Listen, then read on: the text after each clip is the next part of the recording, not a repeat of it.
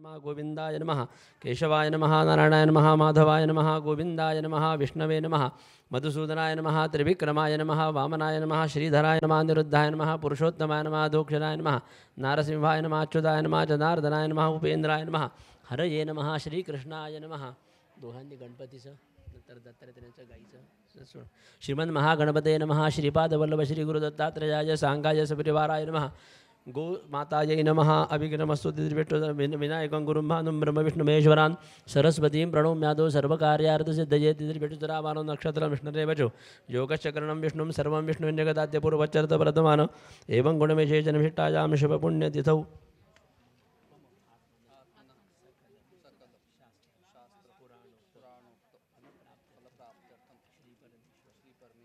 यस्मात् तस्मात् शिवं मे स्यादिह लोके परत्र च गावो मे अग्रतः सन्तु गावो मे सन्तु पृष्ठतः गावो मे हृदय नित्यं गवां मध्ये वसाम्यहं रुद्ररूपी गवे नमः पाद्यं समर्पयामि वहिनी ह्याला कुंकू लावा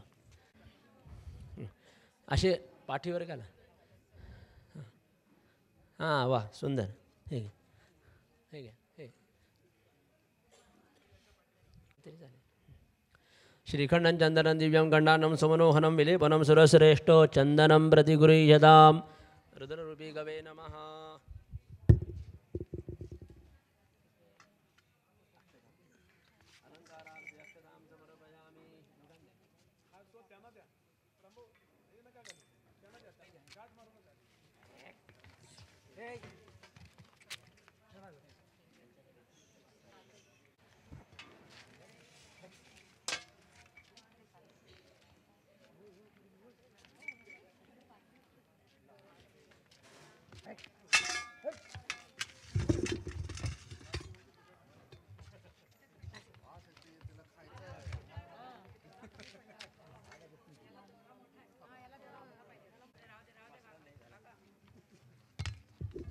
रुद्ररूपी गवे नमः लड्डुकनैवेद्यं समर्पयामि गावो मे अग्रतः सन्तु गावो मे सन्तु पृष्ठतः गावो मे हृदये नित्यं गवां मध्ये वसाम्यहं शर्कराखण्डखाद्यानि दधि क्षीरघृता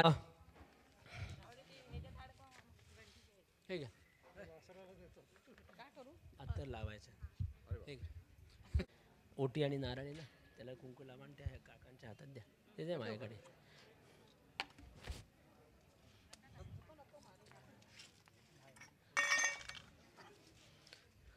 अरे अरे अरे अरे समर्पयामि त्याच्यात ठेवा त्यांना काय द्यायचं रंजन लावा तिथं ठेवलं होतं ना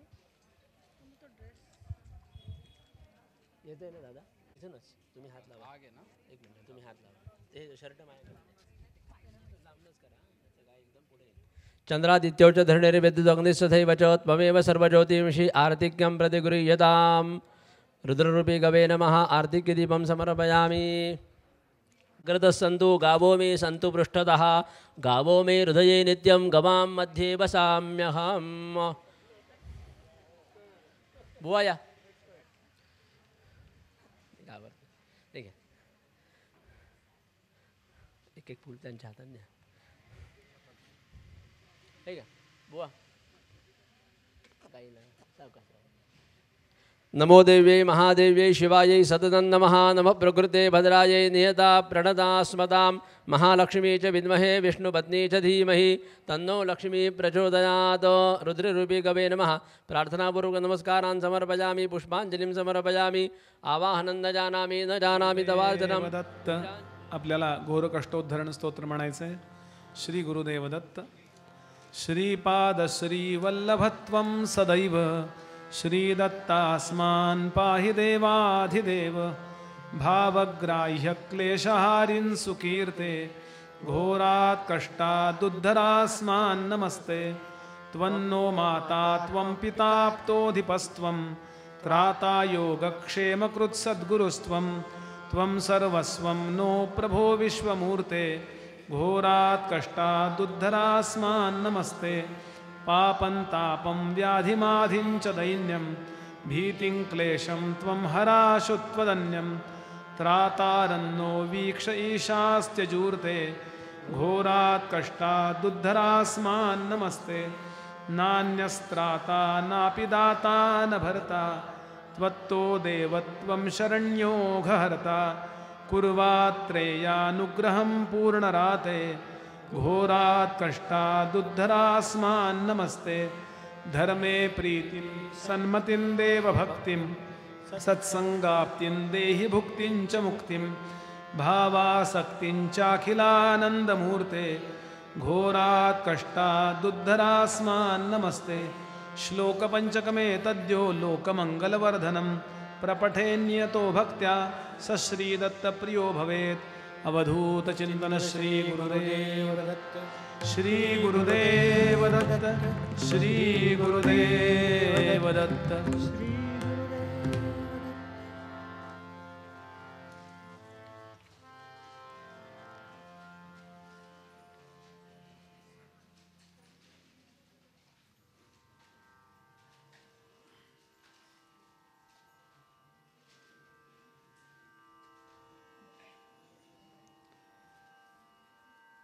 कशी कळेना कशी कळेना कशी कळेना कशी कळेना आज अचानक झोपडीत आली शुक्रवार आहे गोमाता आशीर्वाद देऊन गेली आहे जगदंबेलाही बोलवूया येईल पावेल आपल्या नवसाला ती नवसाला पावली न आई माझी नवसाला पावली हो नवसाला पावली न आई माझी नवसाला पावली नवसाला पावली न आई माझी नवसाला पावली नवसाला पावली न आई माझी नवसाला पावली लाल रवीचा मळवट भरला लाल रवीचा मळवट भरला सोन केशरी शालू सजला नक्षत्रांच्या कवड्या गुंफुनी माळ गळा घातली नक्षत्रांच्या कवड्या गुंफुनी माळ गळा घातली नवसाला नवसाला पावली न आई माझी नवसाला पावली नवसाला पावली आई माझी नवसाला पावली हृदयाचा चौरंग मांडिला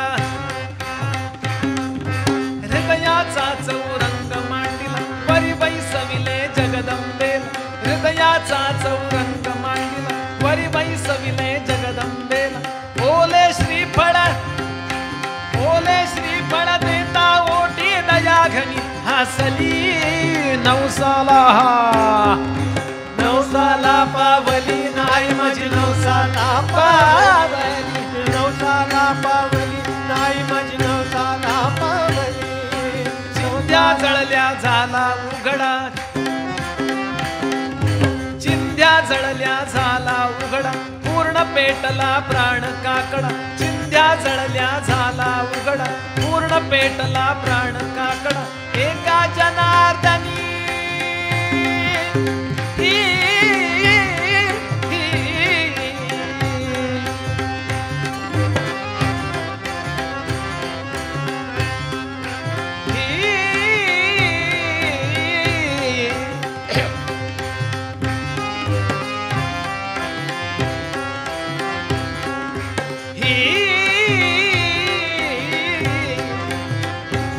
दिडकं करायचं साधा पाद माप मरे मरे गरे रे रे सा एका जनार्दनी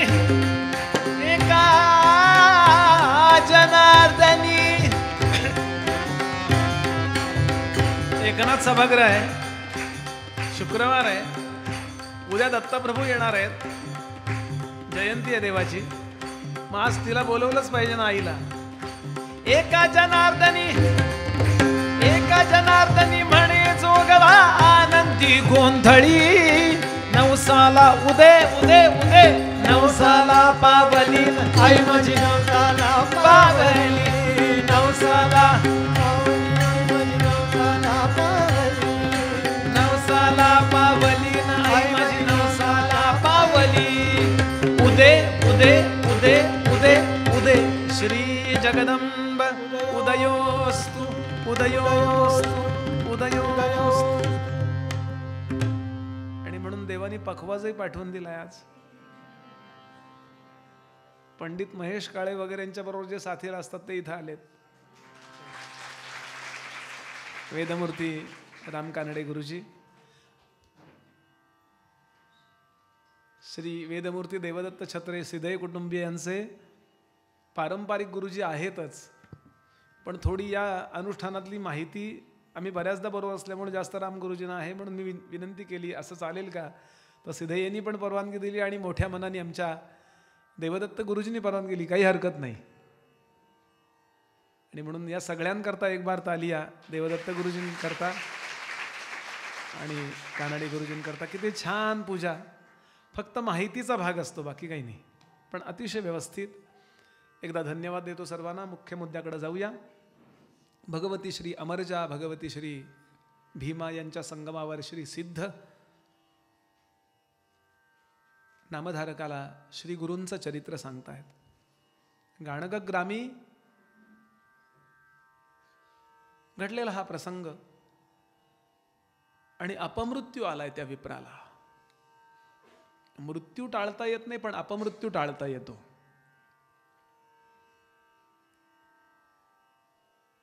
अत्यंत वेदना झाल्या. अर्थातच त्या साध्वीला, जी पती चरण शरण आहे, ती सांगते, मी ना कुठल्या महाराजाला भजलं, मी कुठल्या देवाला गेले नाही. पती हा देव सतीला माननीया, जगती साध्वी मी राही.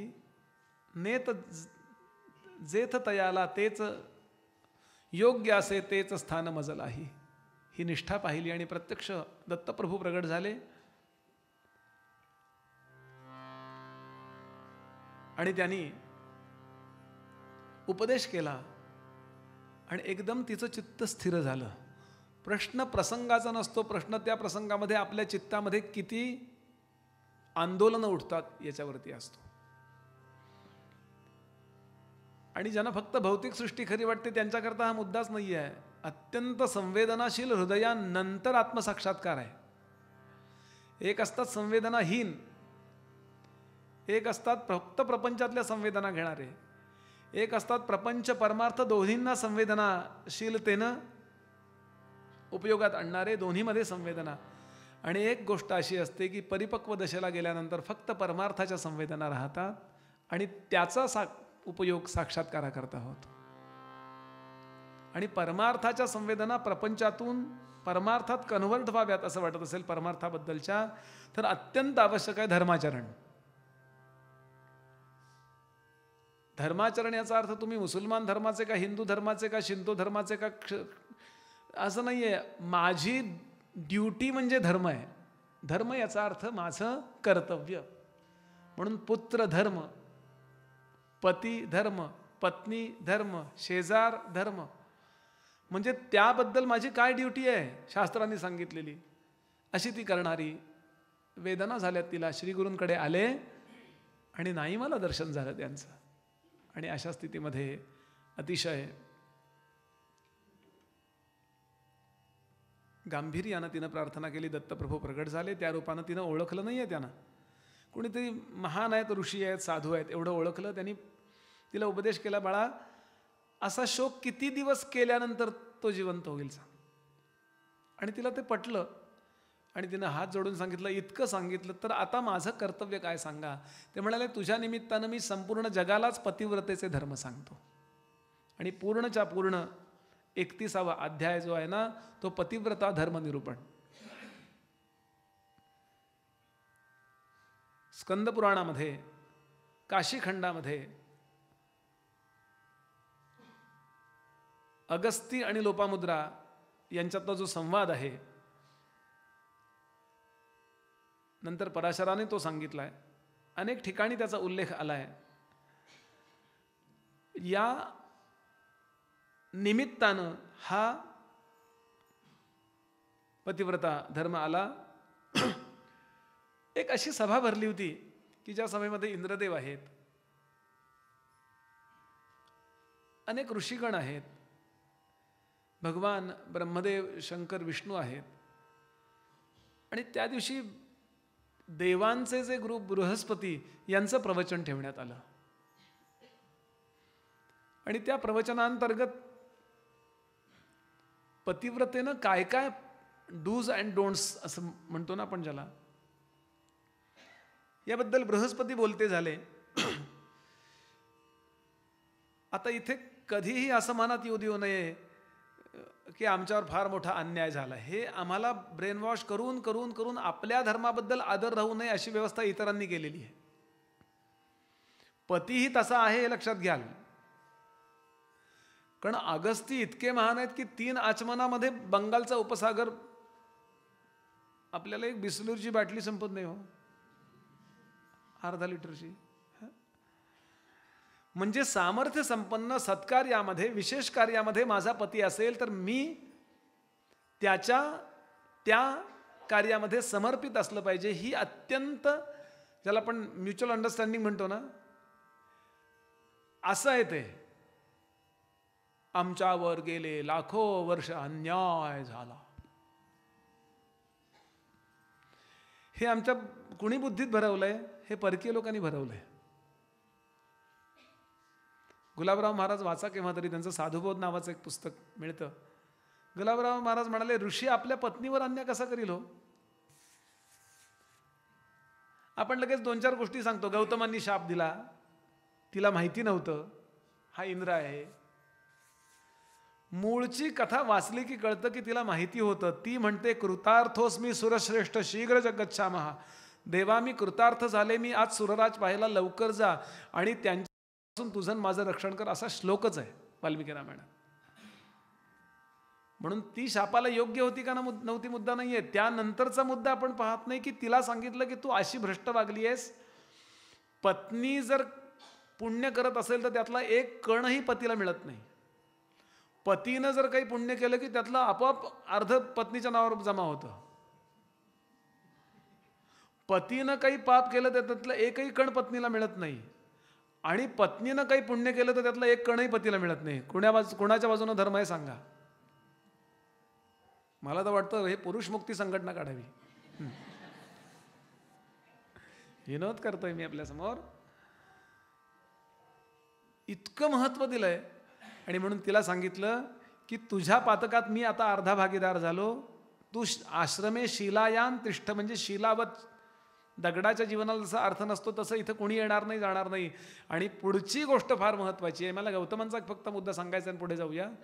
गौतम तिला सांगतात, मी तुझ्या पवित्रतेकरता ब्रह्मगिरीवर जाऊन बसेन आणि 10,000 वर्ष तप करेन. तेव्हा रामराय इथे येतील, रामांचा अवतारही नाही तेव्हा, आणि ते मला बोलावतील, त्यावेळेला मी परत येईन आणि तुझा स्वीकार करेन. म्हणून ती पवित्र व्हावी याकरता तो तिकडे महापुरुष ब्रह्मगिरीवर 10,000 वर्ष तप करतोय. ही पुढची अर्धी गोष्ट सांगतच नाही आम्ही. हे किती प्लॅनिंगने केलं असेल विचार करा. असो, आणि म्हणून कसं वागावं, तिनं कसं असावं, खूप ओव्या आहेत. त्यातले 5-7 ओव्या फक्त बघूया. की त्यातला महत्त्वाचा भाग असा आहे की पती अत्यंत महान कार्यात आहे आणि मी त्याच्याकरता समर्पित असलं पाहिजे. त्याला त्याचं काम करायला वेळ नाही आहे. आमचे शिवाजीराव भोसले नेहमी सांगायचे, पतीच्या कार्यामध्ये सतीला जर गती नसेल तर पतीच्या सगळ्याच कार्याला सद्गती मिळायची शक्यता असते. त्यांच्या व्याख्यानात ऐकलं होतं वाक्य मी. त्या अनुप्रास खूप वापरायचे. असा आधी अशी जर पतिव्रता स्त्री असेल तर तिचा अधिकार काय असतो बृहस्पती सांगतात.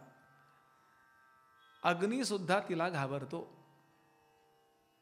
श्लोकच आलाय, सुतं पतंतं प्रसमीक्ष्य पावके न बोधयामास पतिं पतिव्रता तथा भवत् तत्पतिभक्ति गौरवात् हुताशनश्चंदन पंकशीतलः.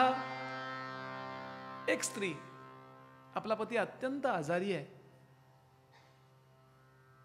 थोडा आजारातनं उठतोय, आता हळूहळू चालायला लागलाय. अशा स्थितीत त्याला आंघोळ घातली आणि अगदी उचलून त्याला आणला आणि त्याला भरवत होती. अन्नावरती आपलं शरीर आहे, अन्न व्यवस्थित पोटात गेलं, ते पचलं की आरोग्य चांगलं चांगलं चांगलं सुधारायला लागतं. असं ती त्याला भरवतीये. इतक्यामध्ये त्यांचं छोटंसं बाळ, एक 5-6 महिन्याचं, ते उठलं. झोपलं होतं, दुपट्यावर झोपवलं होतं गरीब. आणि अचानक त्यानं आईबाबांकडे पाहिलं, आई बाबांना भरवती, मला भरवती, तसं बाबांना भरवती.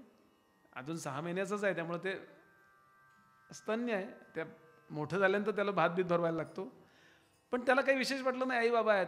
त्यानं इकडं तिकडं पाहिलं तर एका ठिकाणी अग्नी प्रज्वलित झाला होता. पूर्वीच्या काळी, अगदी पूर्वीच्या काळी चुली अशा जमिनीवर नसायच्या, जमिनीत असायच्या. म्हणजे खड्डा करायचा मोठा असा आणि तो बांधून घ्यायचा व्यवस्थित आणि त्यामध्ये लाकडं घालायचे. वाटेल तेवढे, म्हणजे बरीच पातेली ठेवतात. आता नाही का ते वर्षन 3-4 याची ठेवतात, एकत नाही येत नाही ते, असं लांब. इकडे एक पातेली ठेवलं, बराच जरा पलीकडे सरकवायचं, दुसरं ठेवायचं. 4-5 पातेली मावतात त्यात. आमच्याकडे गडावर त्याला चर म्हणतात, नंतर चर. मग अंडे ठेवायचे वाटे, आमच्या मोठ्याच्या मोठ्या चर असायचे. आता हे गॅस सिलेंडरने अमकं दमकं आलं तर असं ते छोटे आहे, ते एवढ्या लांबीचं असं ते चर आहे छोटासा, त्याच्यामध्ये अग्नी आहे, निखारा आहे. एक पातेलं ठेवलं आहे आणि नवऱ्याला भरवती आहे. इतक्यात ते बाळ भरत धावत धावत धावत धावत गेलं. बरं, आता ही विचार करते, अरे अरे अरे म्हणेपर्यंत तथा न बोधयामास पतिम पतिव्रता. बरं का, त्याच्याकरता काही करू शकत नाही, त्याला सांगू शकत नाही आणि ते ऐकत नाही. एकदम ते आत पडलं. हो, सुतम पतंतम प्रसमीक्ष पावके. बरं, या नवऱ्याला असं सोडून द्यावं, त्याला इतकंही नाही वेळ, इतक्या झटकन ही गोष्ट घडली. पण पुराणकार सांगतात, आपल्या पतीच्या सेवेची तिची जी निष्ठा होती, त्या निष्ठेचा परिणाम संपूर्ण पंचमहाभूतांवर होत असतो. तुका म्हणे पतिव्रता तिची देवावरी सत्ता. तुका म्हणे सती अग्नी न देखे जा रीती. तो अग्नी भयंकर गरम होता, जसा असायला पाहिजे गरम होता, पण हिच्या पातिव्रत्याचा परिणामानं तिथनं फक्त अग्नीकडे पाहिलं. आता याला किती भाजेल असं अग्नीकडं पाहिलं. आणि विशेष म्हणजे त्यानंतर तो अग्नी घाबरला. दिसायला तसाच दिसत होता, पण या बाळाकरता हुताशन, हुताशन म्हणजे अग्नी, हुताशन हा चंदन पंक शीतल, हा चंदनाच्या चिखलासारखा, चंदनाच्या गंधासारखा तो शीतल झाला आणि तो त्यात बसून खेळायला लागला. हे आम्हाला खोटं वाटतं, कारण आपण आपल्यावरनं ते मोजतो. आपल्या फुटपट्ट्या यांना लागणार नाही आहेत, सामान्य व्यक्तीच्या फुटपट्ट्या लागत नाहीत. बरं, इतका अधिकार त्या पतिव्रतेचा सांगितला आहे. मग तिनं काय करायला पाहिजे? फक्त देहानं एकनिष्ठ एवढा सामान्य विचार आहे का इथे? तो तर अगदी त्याला काहीच विशेष नाही. त्या नाईलाजानं सुद्धा असतं बऱ्याचदा. इथून बोलायला मर्यादा आहे.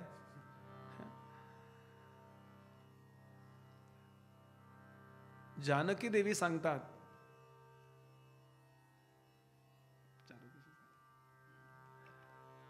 12 वर्ष पूर्ण झाली. तर वसिष्ठ म्हणाले, रामा 12 वर्ष पूर्ण झाली आहेत जानकी. 12 वर्षानंतर आपलं शरीर पूर्ण बदलत असतं शास्त्राप्रमाणे. 6 तासांनी आपली जीभ बदलत असते. सतत पेशींचा बदल चालू आहे ना. मी तुला आज्ञा करतो की जानकीचा तू पुन्हा स्वीकार कर, कारण 12 वर्ष झाली आहेत तू तिला वाल्मिकीच्या आश्रमात ठेवून आलायस आणि मुलंही आता 11.5-12 वर्षाची होत आली आहेत. त्यांचा स्वीकार कर. त्यांच्या युद्धात तू हारलायस याच्यावरनं समज ते तुझ्यासारखेच योद्धे आहेत, ते तुझीच मुलं आहेत. मी तुला आज्ञा करतो की रामा तू जानकी देवींचा स्वीकार कर. इथे रामायण समाप्त होतं. शेवटच्याच अध्यायांमधलं हे वर्णन आहे. रामराय म्हणाले, माझ्या हृदय सिंहासनावर तर ती कायमच विराजमान होती, तिला तिथून जायला सांगितलं नव्हतं. रामानी सीतेचा त्याग केला नाही, राजानी राणीचा त्याग केलेला होता.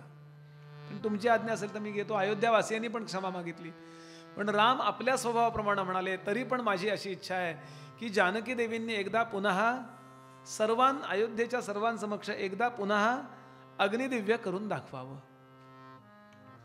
हे वाक्य ऐकलं आणि वाल्मिकी वर्णन करतात. काय बाळशास्त्री हरदास हा प्रसंग सांगायचे हो. शास्त्री बुवांकडून ज्यांनी ऐकलंय, नागपूरचे बाळशास्त्री हरदास, वयोवृद्ध कोणी असतील तर त्यांनी ऐकलेलं असणार आहे. आम्ही त्यांच्या मंदिरात नागपूरला अनेकदा उतरतो. रामाचं मंदिर आहे. मी काही बाळशास्त्रींना पाहिलं नाही, पण वीणाताईंना पाहिलंय. त्यांच्या सौभाग्यवती. जानकी देवी सांगतात, बोलल्या काही नाही. त्यांनी मनात विचार केला, अग्निदिव्य म्हणजे काय सर्कशीचा खेळ आहे काय? एकदा इथे एकदा तिथे. समाजाला कळलं पाहिजे की स्त्री कशी असते आणि कायम लक्षात राहिलं पाहिजे. असा धडा मी समाजाला शिकवीन, जेणेकरून पुन्हा इथून पुढं स्त्रीच्या शिलाविषयी संशय घेत असताना समाज 10 वेळा विचार करील. संपूर्ण स्त्री जाती करता ती एकच वाक्य उच्चारते. तिनं अग्नीला बोलावलं नाही, तिनं गेल्या वेळेसारखी लाकडं रचायला या लक्ष्मणाला सांगितलं नाही. ती फक्त एकच सांगते, हे माधवी. माधवी म्हणजे पृथ्वीची देवता. माझा जन्म तुझ्यामध्ये झालेला आहे. मी काया वाचा मनानं रामरायांचा सोडून दुसऱ्या कुणाचा विचारही जरी केला नसेल, मी जर रामांची सगळ्या अर्थानं प्रामाणिक असेल, तर जगदंबे माधवी प्रकट हो. आज उत्तर प्रदेशामध्ये सीतापूर नावाचा जिल्हा आहे. तिथे जानकी देवी अदृश्य झाल्या. त्याबरोबर जमीन दुभंगली गेली आणि त्यातून सिंहासन दिव्य असं प्रकट झालं आणि जणू लक्ष्मी दिसावी अशी भगवती माधवी म्हणजे पृथ्वीची देवता. पृथ्वी हे तिचं आदिभौतिक स्वरूप आहे. त्यातलं आदिदैविक स्वरूप जे आहे ते भगवती लक्ष्मी, भगवती पृथ्वी माता, माधवी माता. तिच्या शेजारी एक जागा शिल्लक होती. तिनं हाक मारली, बाकी कुणाकडे पाहिलं नाही. तिनं हाक मारली, ये बाळा ये. जानकी देवी चालत जातात. आकाशातून चालत गेल्या वर्णन आहे. तिथं जाईपर्यंत मध्ये आकाश होतं ना, जायला काही वाट नव्हती. इतका देह तिचा हलका झाला की ती आकाशातून अशी चालत गेली. जानकी देवींचा एक हस्त माधवीनी म्हणजे पृथ्वी मातेनी हातामध्ये घेतला. बाळा बस माझ्या शेजारी. तिच्या खांद्यावर हात ठेवला आणि सगळ्यांकडे पाहता पाहता ते सिंहासन अदृश्य झालं. रामरायांनी यानंतर खूप त्रागा केलाय, माझी पत्नी मला परत दे, नाहीतर मी पृथ्वी का नामो निशान मिटा देना जिसको बोलते वो कर जाऊं. मी बाण घेणार आता. इतक्यात वसिष्ठांनी निवारण केले, देवा आता तुमचा वैकुंठाला जाण्याचा काळ जवळ आलाय, हे काही तुम्ही करू नका. केवळ देहाचा मुद्दा नाहीये, मनात सुद्धा, वाणीत सुद्धा.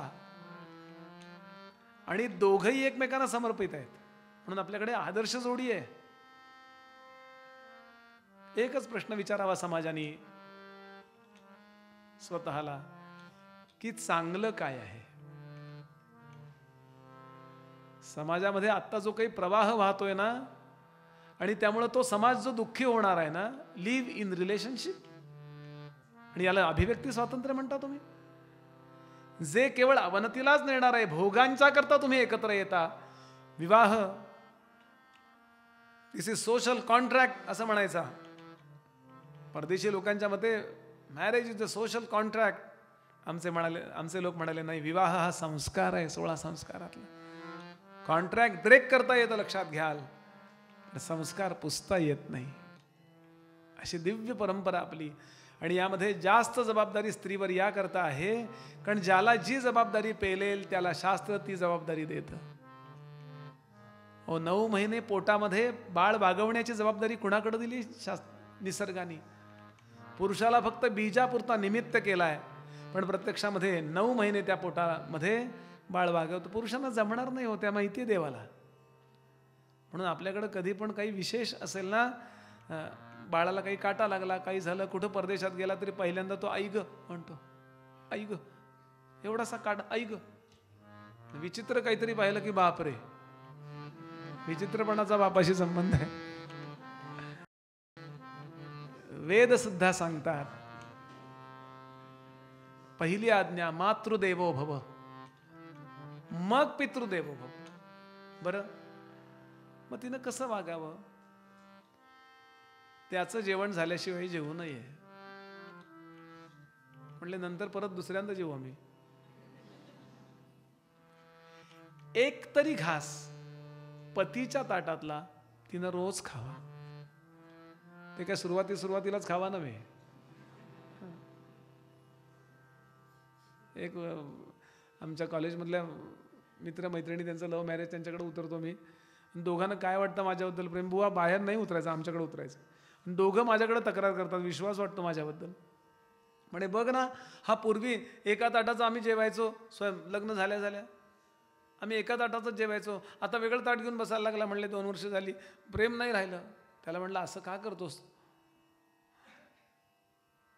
तुझी पत्नी तर म्हणत होती तू भरपूर तिला भरवायचास, आपण कमी खायचास, आणि आता कुठं गेलं प्रेम तुझं? ते असं करू नको रे. तो म्हटला तसं नाही बुवा, आता तिला स्वयंपाक जमायला लागलाय.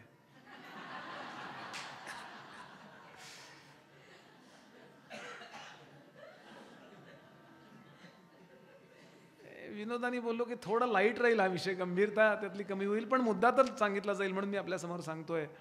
त्यानंतर सांगितलं फक्त पतीचं उष्ट खावं असा मुद्दा नाही आहे. मी अनेक घरे अशी पाहतो की त्या घरामध्ये मुलांची लग्न झाली आहेत, त्यांना मुलं आहेत, तरी आई अजून ते आपल्या लेकरांना एखादा घास तरी भरवते आपल्या ताटातला. काय छान कुटुंब आहे हो हे. उष्ट माष्ट लोकांचं काय काय असतं हल्ली. ते काय ते व्हॉट्सॲपवर व्हिडिओ होतात, ते थुंकी लावून पोळ्या करतात म्हणे. आपण पाहिलं असेल ते. हे आमच्या धर्मात सांगितले म्हणाले. याची अनेक कारणं आहेत. एक महत्त्वाचं कारण आहे, एकमेकांच्या पेशी ज्या आहेत ना, मी जेव्हा एखादा घास कुणाला भरवला तेव्हा माझ्या हाताच्या पेशी त्याच्याबरोबर त्याच्या पोटात गेल्यात.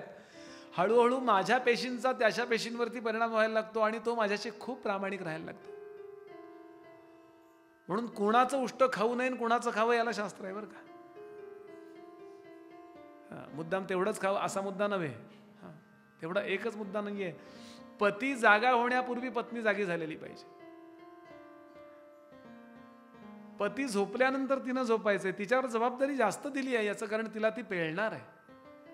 घरातली सगळे बारीक सारीक हिशोब ठेवायचं काम तिचं आहे. कारण गृहिणी गृहमुच्यते. त्यांनी वाटेल तसं वागावं का नाही हा मुद्दा नाही. आत्ता कुठला क्लास चाललाय?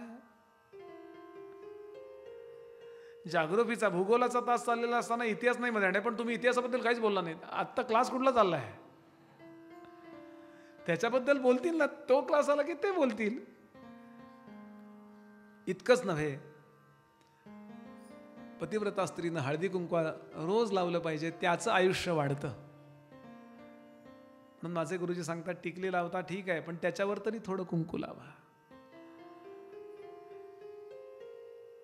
हळदी कुंकू ही गोष्ट सामान्य नाहीये. त्यामध्ये विलक्षण सामर्थ्य भरलंय. चंदन, केशर, कुंकू, हळद याच्यामध्ये विलक्षण सामर्थ्य भरलंय. त्या आज्ञाचक्राच्या इथे स्पर्श झाल्यानंतर रोज त्या हळदीतून काहीतरी मेंदूत जातं आणि आज्ञा नावाचं चक्र आहे ना, ते इथे आहे 6 चक्रांपैकी. आणि तिथून सगळ्या शरीराला आज्ञा जातात आणि ते शरीर ऐकतं. म्हणून आज्ञाचक्र विकसित ठेवा. याच्याकरता या छोट्या छोट्या गोष्टी आहेत. पतीचं आयुष्य वाढतं. यांनी इतकंच नव्हे, पती आयुष्यवर्धनार्थ हळदी कुंकुम लावीचे ख्यात. सेंदूर काजळ कंठसूत्र फणी माथा असावी. तांबूल घ्यावे सुवासिनी असावी तिची माथा वेणी. करी कंकण तोड कानी पुरुषा समीप येणे परी.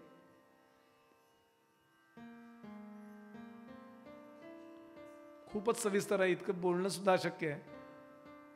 स्त्रिया ज्या आपल्या पतीची निंदा करतात त्या आपल्या अजिबात मैत्रिणी नसाव्यात. कारण हल्ली आमचा नवरा, मी गडावरती एकदा गुरुपौर्णिमेला गेलो होतो, तर एक ओळखीच्या दिसल्या ताई. म्हणलं काय काकू, काका नाही का आले? येतंय म्हणले ध्यान मागणं.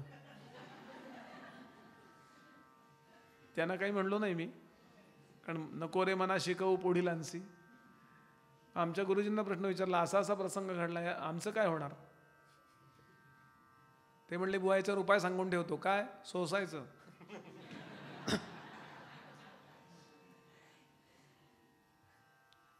पतीची निंदा करणारी जर माझी मैत्रीण असेल तर काही दिवसानंतर मला ती सवय लागू शकते. पुरुष निंदा करी स्त्रियांशी बोलो नये पतिव्रते ऐसे. बोलता घडती दोषी पतिव्रता लक्षणं. आणि यानंतर अत्यंत महत्त्वाचा मुद्दा येतो. घरामध्ये कितीही लोक असोत, सगळ्यांची काळजी घ्यावी.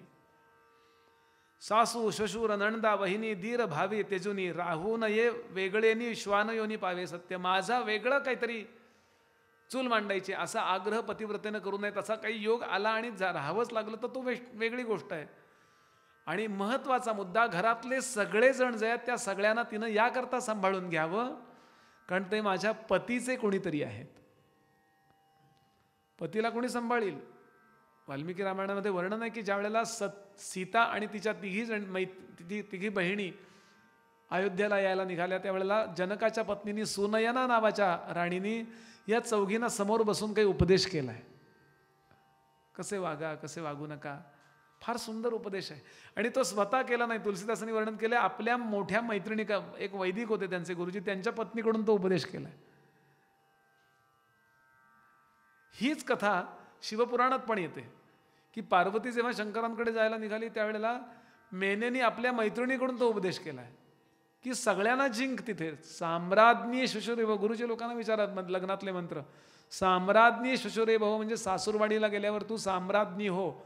म्हणजे काय कर, नुसतं सिंहासनावर बसून ऑर्डर नाही सोडायची, साम्राज्ञीची जबाबदारी असते. सगळ्यांची जेवणं झाली की नाही बघणं. असो. यानंतर पतीला ज्या प्रकारची वस्त्र आवडतात त्या प्रकारची वस्त्र तिच्या अंगावर असावीत. तिनं जे सजायचंय ना ते फक्त पतीसमोरच सजायचंय.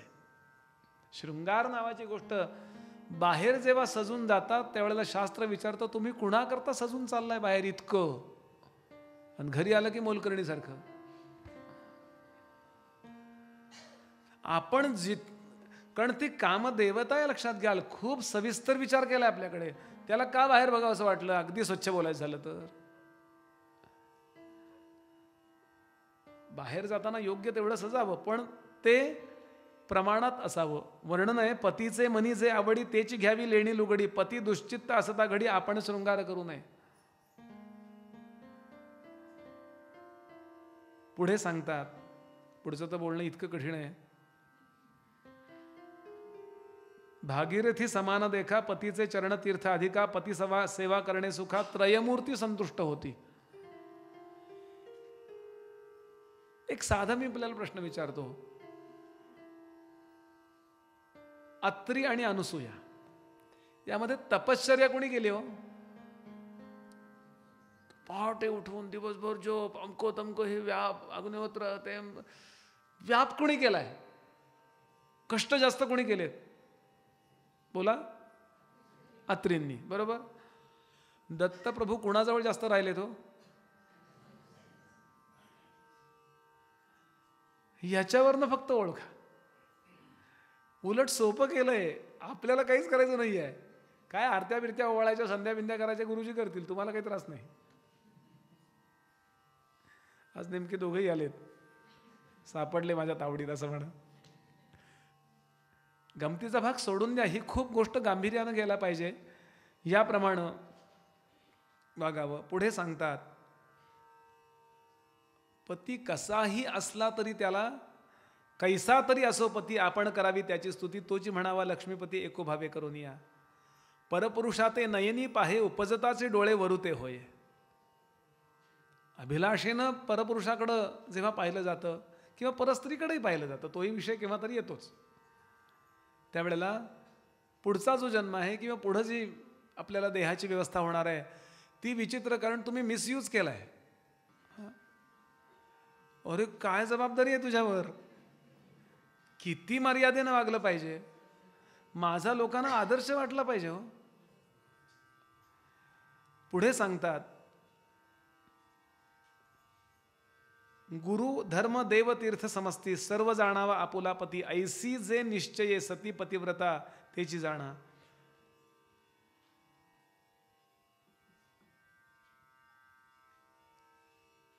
खरी पतिव्रता जी असते ती पतीशिवाय राहूच शकत नाही.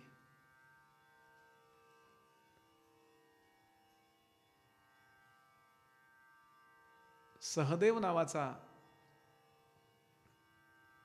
एक मंत्री होता उत्तर भारतामध्ये राजाचा.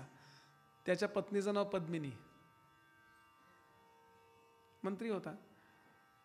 आता सहज त्या राजाने प्रश्न विचारला, तुझं किती प्रेम आहे रे, तुझं किती प्रेम आहे तुझ्या पत्नीवर? तो म्हणाला, ती नसेल तर मी राहूच शकत नाही, किंवा मी नसेल तर ती राहू शकत नाही. कथा आहे अशी. आता राजाला फारच इन्सल्टिंग वाटलं. त्यांनी आपल्या राणीला विचारलं, तुला? ती म्हणली, तसं काही नाही भाऊ, आपलं आहे तोपर्यंत आहे, ते नाही ते नाही. म्हणले असं असं ऐकलं. ती पद्मिनी नेमकी त्या राणीची मैत्रीण होती. तिनं विचारलं काय? तिनं खरं सांगितलं की माझी नाडी बघ, जास्ती चालू आहे त्यार्थी पती जिवंत आहे, पती जिवंत आहे. राजा एकदा शिकारीला गेला, त्यानं सहदेवाचे कपडे मागून घेतले, दुसरे कपडे त्याला घालायला दिले आणि ते कपडे हरणाच्या रक्तामध्ये भिजवून घरी पाठवले आणि पत्नीला सांगून ठेवलं होतं प्लॅन, पद्मिनीला बोलाव. तिनं ते पतीचे सगळे रक्ताचे कपडे पाहिले आणि वाघाने हल्ला केला आणि तो मरून गेला आणि हे कपडे पाठवलेत राजानी. हे ऐकल्यावर ती म्हणाली, शक्यच नाही राणी, मी जिवंत आहे ना, माझा पती जिवंत आहे. नाही, शपथ घेऊन सांगते म्हणाली मी देवाची, खरंच मेला आहे. इतकं वाईट वाटलं तिला की माझा प्राण कसा नाही गेला, माझा प्राण जायला पाहिजे होता, कसा नाही गेला. ठीक आहे, मी सहगमन करीन म्हणून तिने चिता रचली, त्याच्यावर ते कपडे ठेवले आणि आपण जळून गेली. आता इतके घाबरले सगळे लोक, इतकं ती सिरियसली गेल्याचा अंदाज नाही हो. सहदेव आला तिकडून, त्याला सांगितलं असं असं घडलं. शक्यच नाही म्हणाले, ती जिवंतच असली पाहिजे, खोटं बोलू नका. त्यांनी नेऊन चिता दाखवली, तो तिथे बसला आणि तो म्हणाला, तू जर माझी खरी पत्नी असेल तर त्या चितेतनं बाहेर ये. आणि राखेतून तिला पावन केले, चितपावन आहे ती. या गोष्टी अलौकिक याकरता वाटतात कारण आमच्या डोळ्यात सुद्धा पाणी एका मर्यादेपर्यंत येतं हो. असू दे, चालायचं. ती विवेकानंद गोष्ट सांगायची ना गमतीनं, बरोबर याच्या विरुद्ध गोष्ट आहे. विवेकानंद म्हणे, परदेशात एक बाई होती, तिचा नवरा मेला होता, त्याचं ते क्रॉस बसवलेला आणि ती चक्क आपल्या पदराने, आपल्या ते काय रुमालानी वारा घालत होती. तिथेच गेले स्वामीजी, सकाळी फिरायला जायचे, तिथे गेले आणि साष्टांग नमस्कार घातला. मला असा गैरसमज होता, म्हणाले की फक्त भारतातच पतिव्रता असतात, असा गैरसमज होता. पण महान आहेस तू बाई, मेलेल्या पतीच्या चितेला नव्हे, त्या काय थडग्याला वारा घालतीयस, सो ग्रेट. ती म्हणाली, गैरसमज करू नका, माझा पती म्हणाला होता, माझ्या त्या थडग्याचं सिमेंट वाळेपर्यंत तरी दुसरं लग्न करू नको, ते लवकर वाळावं म्हणून वारा घालतीये.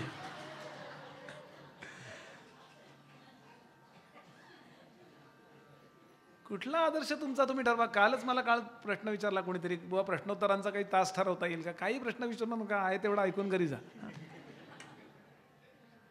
यातलं मी सर्वोत्तम उत्तर सांगतो आणि हा मुद्दा थांबवतो.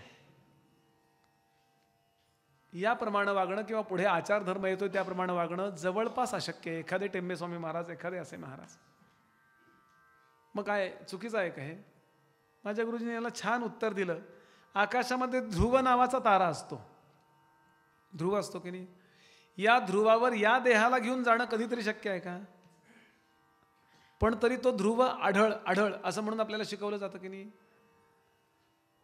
उपयोग काय त्याचा? ध्रुवावर जाणं शक्य नाही म्हणाले, पण एक मात्र होतं, मोठ्या समुद्रामध्ये भरकटलेली जर नौका असेल, काहीच त्यांच्याजवळ ते माप कंपास पेटी काही नसेल, काही कळत नसेल, तर अशा वेळेला आकाशातल्या ध्रुवाचा एवढा तरी किमान उपयोग होतो की साधारण दिशा कळतात आणि किनारा कुठल्या बाजूला याचा अंदाज येतो. आपल्या जीवनातली मनाच्या आसक्तीमुळं, मनाच्या हट्टीपणामुळं भरकटलेली जी आचार नौका आहे, ती आचाराकडे आणण्याकरता या सगळ्या पतिव्रता धर्म वा सगळ्या धर्माचा जो उपदेश केला श्री गुरूंनी स्वतः, त्याचा 100% उपयोग होतो. भले ध्रुवावर नाही जाऊ शकलो तरी चालेल, पण आहे त्या परिस्थितीत प्रपंच आपण नेटका करू शकतो. हा गुरुचरित्राचा आत्ता तात्कालिकचा उपयोग आहे. त्याला जमेल तेवढं तितकं करावं. पुढे सांगतात, सती नाही ज्याचे घरी, त्यासी अरण्य नाही दुरी. तो अरण्यात असल्यासारखाच आहे, म्हणून वनवासीच असतो तो. सकाळचा भात, संध्याकाळी परवाचा भात. आज नरकात राहिल्यासारखं आयुर्वेद म्हणाला. शिळ जो अन्न खातो तो नरकात राहतो असं आयुर्वेद सांगतो. मग उरले तर काय करा, उरूच देऊ नये ना, आपण संपवावं नाही, बेतानी करावं. क्वचित प्रसंगी उरलं तर ते खाणं हे इतके काही आपले शास्त्री कमकुवत हृदयाचे नव्हते, त्यांना काही कळत नव्हतं. मुद्दा त्यातला असा आहे की तुमचा भाव काय आहे. परमेश्वर प्रगट झाला तर त्याला तुम्ही कसं वाढाल. मग पती म्हणजे कोण आहे? ज्या स्त्रीला पती आहे तिनं पतीला परमेश्वर मानावा आणि ज्या स्त्रीला पती नाही तिनं परमेश्वराला पती मानावं. सती सुद्धा कधी कधी जाऊ नये याची यादी दिली आहे त्यांनी, की सती आता ती गेली समजा, हे काही सगळ्यांना 100% नाही, कंपल्शन तर नाहीच आहे. आमच्याकडे सतीची प्रथा होती, अजिबात नव्हती. 10,000 वर्षापूर्वी आत्ताच्या इतिहासकारांप्रमाणे आणि आमच्या मताप्रमाणे लाखो वर्षापूर्वी त्रेतायुगामध्ये रामराय होऊन गेलेत. रामरायांचे वडील गेले दशरथ महाराज, तिन्ही राण्या सती गेल्यात का? ज्यांच्या पोटी अवतार झालाय ती सुद्धा सती जात नाही, याचा अर्थ सतीची प्रथा नव्हती. हो, साधं आहे. आत्ता होऊन गेलेले 400 वर्षापूर्वी समर्थ रामदास स्वामी महाराजांचे वडील गेले, सूर्याजी पंत गेले, राणूबाई सती गेल्यात का? हे कसं प्रकरण आलंय? कुठल्या तरी गावात केव्हा तरी अशी एखादी घटना घडली की लोक त्याला मानायचे. बरं, उत्तरेतून जे काही आपल्यावरती हल्ले झाले, त्यानंतर राजपूत राजस्थान किंवा या भागामध्ये जे हल्ले झाले ना, त्यावेळेला या राजे लोकांना मारलं जायचं आणि त्यांच्या स्त्रियांना जनानखान्यामध्ये कोंडलं जायचं. गुलामासपेक्षा वाईट, म्हणजे मी इथून वर्णन करू शकणार नाही, असे हाल व्हायचे. त्यावेळेला त्या स्त्रियांनी स्वतःहून जोहार केलेले आहेत. तसं होण्यापेक्षा नवऱ्या निदान काहीतरी चांगलं करूया ना, म्हणून आपल्याकडे ती प्रथा नव्हती. हां, एखाद्या ठिकाणी स्वतःहून ती राहू शकत नाही म्हणून सती गेली असेल आणि त्याला आदर्श मानल्यामुळं काही लोकांनी एखाद्या स्त्रीला बळजबरीने नेलं असेल, पण अशी उदाहरणं अत्यंत क्वचित आहेत. मूळ शास्त्र आपल्याला माहिती असलं पाहिजे, असं काही नव्हतं. म्हणून कोणी जावं कोणी जाऊ नये याची यादी दिली आहे त्यांनी. ते म्हणाले, अगं पती जवळी असता जरी सहगमना जावे, तयनारी असेल आपण गरोदरी करू नये सहगमन. स्तनपानी असेल कुमार त्रिणेकरिता पाप थोर, पुरुष मेला असे दूर सहगमन करू नये. मग अशा वेळेला तिनं विधवा, सधवा आणि विधवा, त्यावेळेला असा आदर्श स्थापन करावा की पती नसताना परमेश्वर माझा पती आहे, अशा करता तिने पूजा अर्चा कशी करावी, तिचं जीवन कसं अंतर्मुख असावं, तिनं एक आदर्श स्थापन करून दाखवावा.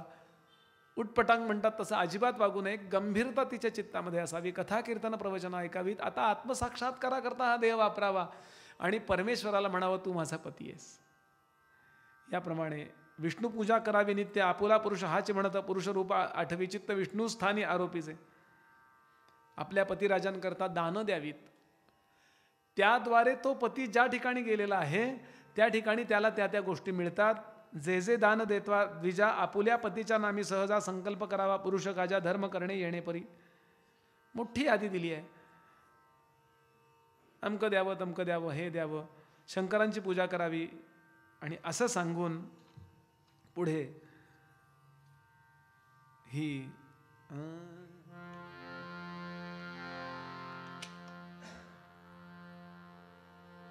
वंदन करते. तिला लक्षात आला मुद्दा. ती म्हणाली, महाराज आता माझं तर निश्चित ठरलं, मी तर परत जाणार नाही. सगळ्या त्या लोकांना सांगितलं चिता तयार करा, ते म्हणाले तयार आहे. आणि छान त्याचं प्रेत धुतलं स्वच्छ. जाता जाता त्या महाराजांनी एक गोष्ट केली, रुद्राक्ष दिले. हे रुद्राक्ष फक्त त्याच्या कानाला बांधा, मुखामध्ये एक ठेवा, शिखेला एक बांधा, शेंडीला, असे 4-5 रुद्राक्ष दिले. ते तिनं घेतले आणि त्याप्रमाणे ते ओवले, त्याला स्नान घातले. जसा जसा उपचार जसा जसा उपचार त्याच्या प्रेतावर तसा तसा तिच्यावरती करतायत. तिला स्नान घातलं, चारी बाजूला साड्या अशा धरल्यात, त्याला स्नान घातलं, तिला स्नान घातलं, त्याला वस्त्र नेसवली, तिला सुंदर असं वस्त्र नेसवलंय. बरं, सुस्नात होऊनी आपण पितांबर नेसवणं, सर्वाभरणे लेवणं, हळदी कुंकुम लावीत असे. सतीची वस्त्र अशी सगळीकडे मिळत नसतात. ती मागवण्यात आली, ती बोलावण्यात आली आणि अशी ती निघाली आहे. हातामध्ये अग्नी घेतलाय, अग्नी घेऊन तळहा तशी निघाली पतिव्रता कैसी, आनंद बहुमानसी प्रेता पुढे जातस. मी माझं कर्तव्य उत्तम करतीये या भावानं ती निघाली. सिद्ध सांगतात, ऐक नामधारका. लोक चर्चा करायला लागले, अरे अरे हिला सांगा रे कोणीतरी, नको असं वागू, कोणीतरी सांगा रे. एक म्हणती शिकवाईसी वाया कावो जीवदेसी, परतून जाई माहेरासी, आपुले माता पित्याजवळी.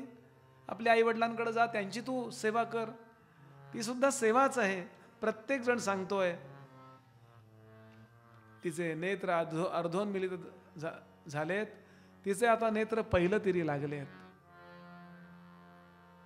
नमन करुनी समस्तांसी निरोप मागत असे हर्षी, आपण जाते माहेर असे लोभ असो द्यावा म्हणत असे. लोभ असो द्यावा बरं. माझे वडील आहेत शंकर, तुम्ही म्हणताय ना आई वडिलांजवळ जा. माझे वडील शंकर शूलपाणी आणि माता गौरी अंतःकरणी. आम्हा बोलविले सगुणी, आम्हाला दोघांना बोलवले दाम्पत्य म्हणून मी चालली आहे.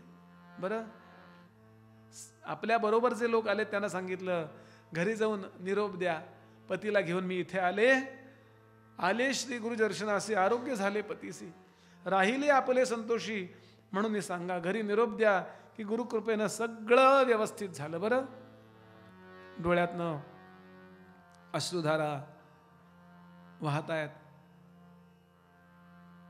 आणि एकदा टाहो फोडला. देवा येते बरं मी. धाव प्रभो सदया जगदीशा, धाव प्रभो सदया जगदीशा, धाव प्रभो सदया जगदीशा, धाव प्रभो सदया जगदीशा.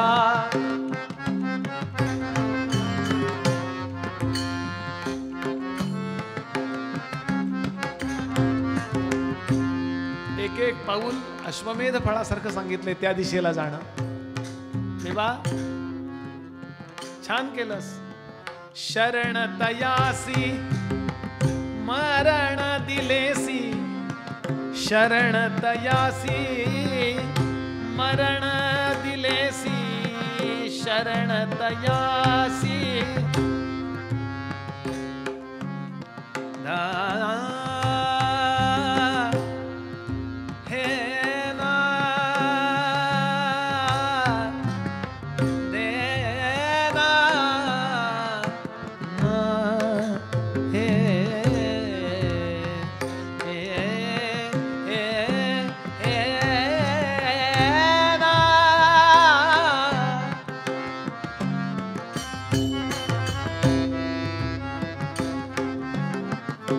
शरणतयासी मरण दिलेसी, देना देवा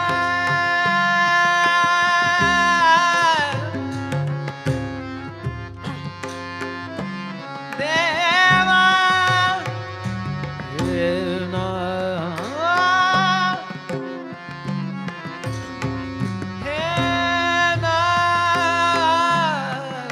शरण तयासी मरण दिलेसी, ब्रीद राखी निज समयी अशाया, ब्रीद राखी निज समयी, ब्रीद राखी निज समयी अशाया, धाव प्रभो सदया जगदीशा, धाव प्रभो सदया जगदीशा, धाव प्रभो, धाव प्रभो, धाव प्रभो.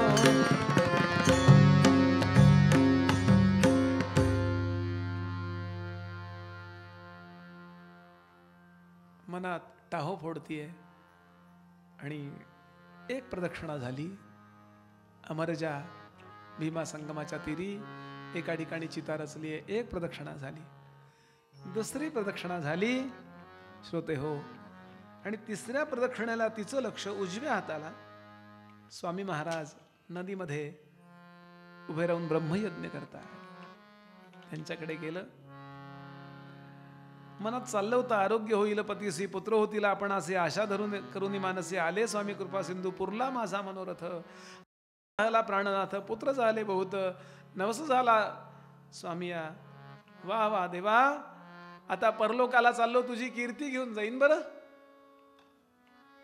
असं म्हणेपर्यंत नेमकं उजव्या हाताला स्वामी महाराज, काय हो काशाय वस्त्रं करदंड धारिणं कमंडलुं पद्मकरेण शंखं, काय सुंदर.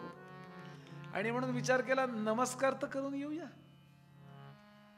म्हणून ते जे वाण आहे जे घेऊन पायाजवळ बसायचंय, पतीचे पाय आपल्या मांडीवर ठेवायचे आणि संपूर्ण त्या चितेला आग लागली की तो मृत आहे ही जिवंतपणे देह टाकते.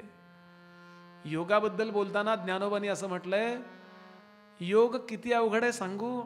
हा अग्निप्रवेशू नीच नवा, भ्रतारे विण करावा. पती नसताना रोज सती गेल्यासारखं खरा योग. सकाळी 5ला जातो म्हणले आम्ही, डाव्या नाकपुडीनं श्वास घेतो, उजव्या नाकपुडीनं जीव सोडतो.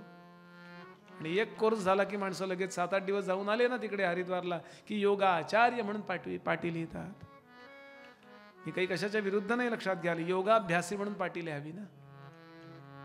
जेवढा शिकलो तेवढा योग शिक्षक म्हणून लिहावं. योगाचार्य. कल्पना करा, याच्या हे उदाहरण ज्ञानोबांनी योगा करता दिले. गांतुक मुद्दा आहे पण किती गंभीरता.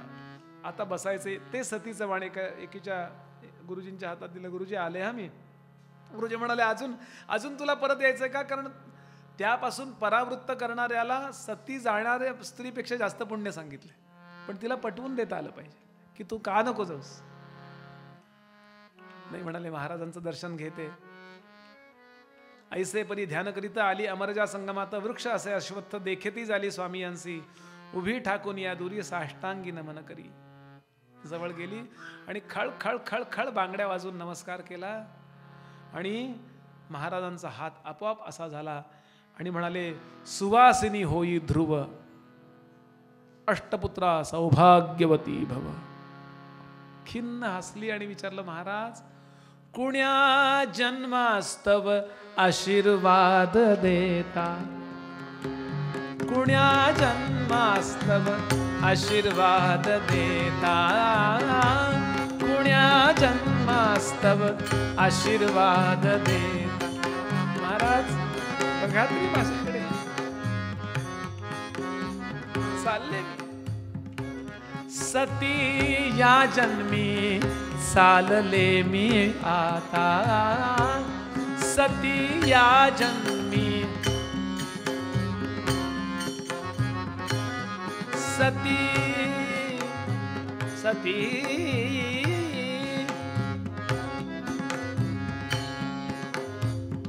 महाराज बघा, ऐसे वचन ऐकून हास्य करीती सकळ जन, सांगता ते विस्तारून श्री गुरुपाशी ते वेळी. महाराज कुठल्या जन्मा करता, पुढच्या जन्मा करता का. कुण्या जन्मास्तव आशीर्वाद देता, सती या जन्मी चालले मी आता. शक्य नाही, शक्य नाही, श्री दत्त बोलला आहे, शक्य नाही. आधी आशीर्वाद दिला होता तो फक्त सौभाग्यवती भव, सुवासिनी होई. ती म्हणाली, महाराज कुठल्या जन्मा करता, ऐसे म्हणता मागुती नमन करी एक भक्ती, पुनरपी स्वामी तेण्याची रीती, अष्टपुत्री होय म्हणत असे. आता आशीर्वाद बदलून देतो, नुसती सौभाग्यवती भव नव्हे, नुसती आयुष्मान भव नव्हे, अष्टपुत्रा सौभाग्यवती भव. शक्य नाही. गुरुजी म्हणाले, शक्य नाही तू म्हणणं, शक्य नाही.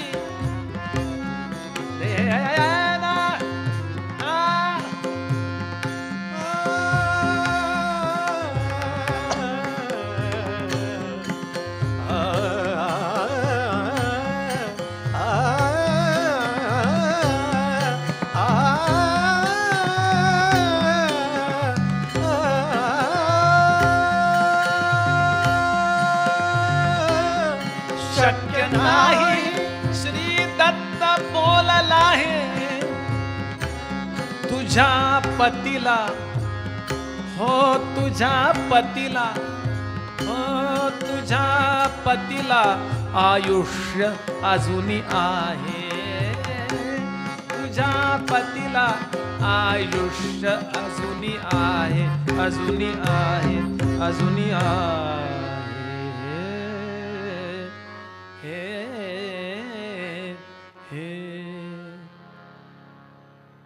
नामधारक एकाग्रतेनं ऐकतोय. सिद्ध सांगतात, सिद्धांच्या नेत्रातनं अश्रुधारा. सिद्ध त्यावेळेला त्या प्रसंगात होते. हो काय सांगू तुला. श्री गुरुसी विनोदावरी अतिप्रीती. अग कुठाय बरं तुझा पती, सांग बरं कुठाय तो. ब्राह्मणांनी सांगितलं, "हो महाराज, नेले प्रेत स्मशानासी, हे आले सहगमनासी, निरोप घ्यावया तुम्हापाशी आली असे स्वामी.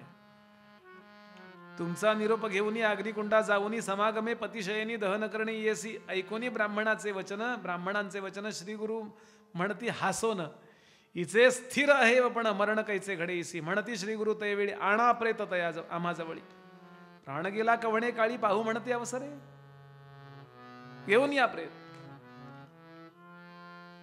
आता त्यांचे अनेक चमत्कार माहिती आहेत, त्यामुळे पटकन ब्राह्मण धावले, जे लोक होते धावले, आणि ते प्रेत आणून या देखा ठेविले श्री गुरु सन्मुखा. श्री गुरु म्हणती, "विप्रलोका, सोडा दोर वस्त्र याचे." बाजूला ठेवलं होतं, आता वर ठेवायचं, एवढंच फक्त. वस्त्र सोडा, दोर काढा त्याचे, आणि डोक्यावरचं ते पांघरून काढलं, दोऱ्या सोडल्या.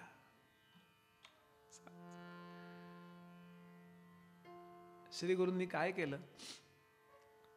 काही शिंपडलं का? ते म्हणाले,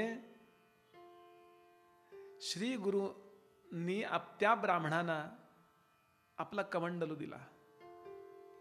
कमंडलू देताना एक काळजी घेतली की त्या कमंडलूवरती पाय धरला, दुसऱ्या कमंडलूंनी त्या पायावर पाणी ओतलं आणि ते पाणी त्या कमंडलूत साठवलं. चरणतीर्थ तये वेळी देती तया विप्राजवळी, प्रोक्षा म्हणती तात्काळी, प्रेत सर्वांगी स्नपन करा. स्वतःही गेले नाहीत पुढे, आणि ती ब्राह्मण मंडळी अत्यंत श्रद्धेनं जातात, ते तीर्थ घेतात आणि शिंपडतात.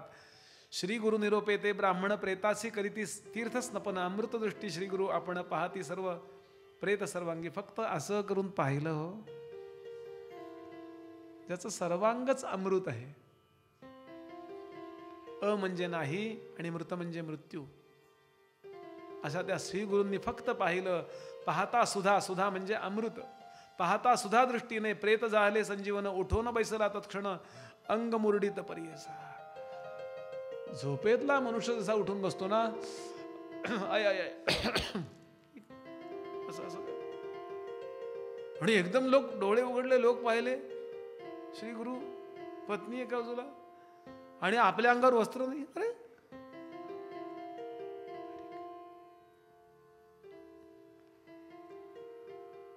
बोलावूनी नग्न म्हणून लाजत प्रेता झाले सर्व चेत, नवी वस्त्रे नेसत येरीकडे येवोनी कडे बैसला. लाजला. पटकन पत्नीनं जी वस्त्रे तिच्याजवळ उपलब्ध होती ती आणून दिली, अंगावर कशी तरी नेसली आणि असा बाजूला जाऊन बसला आणि तिच्यावर ओरडतोय. ही काही सवय जात नाही.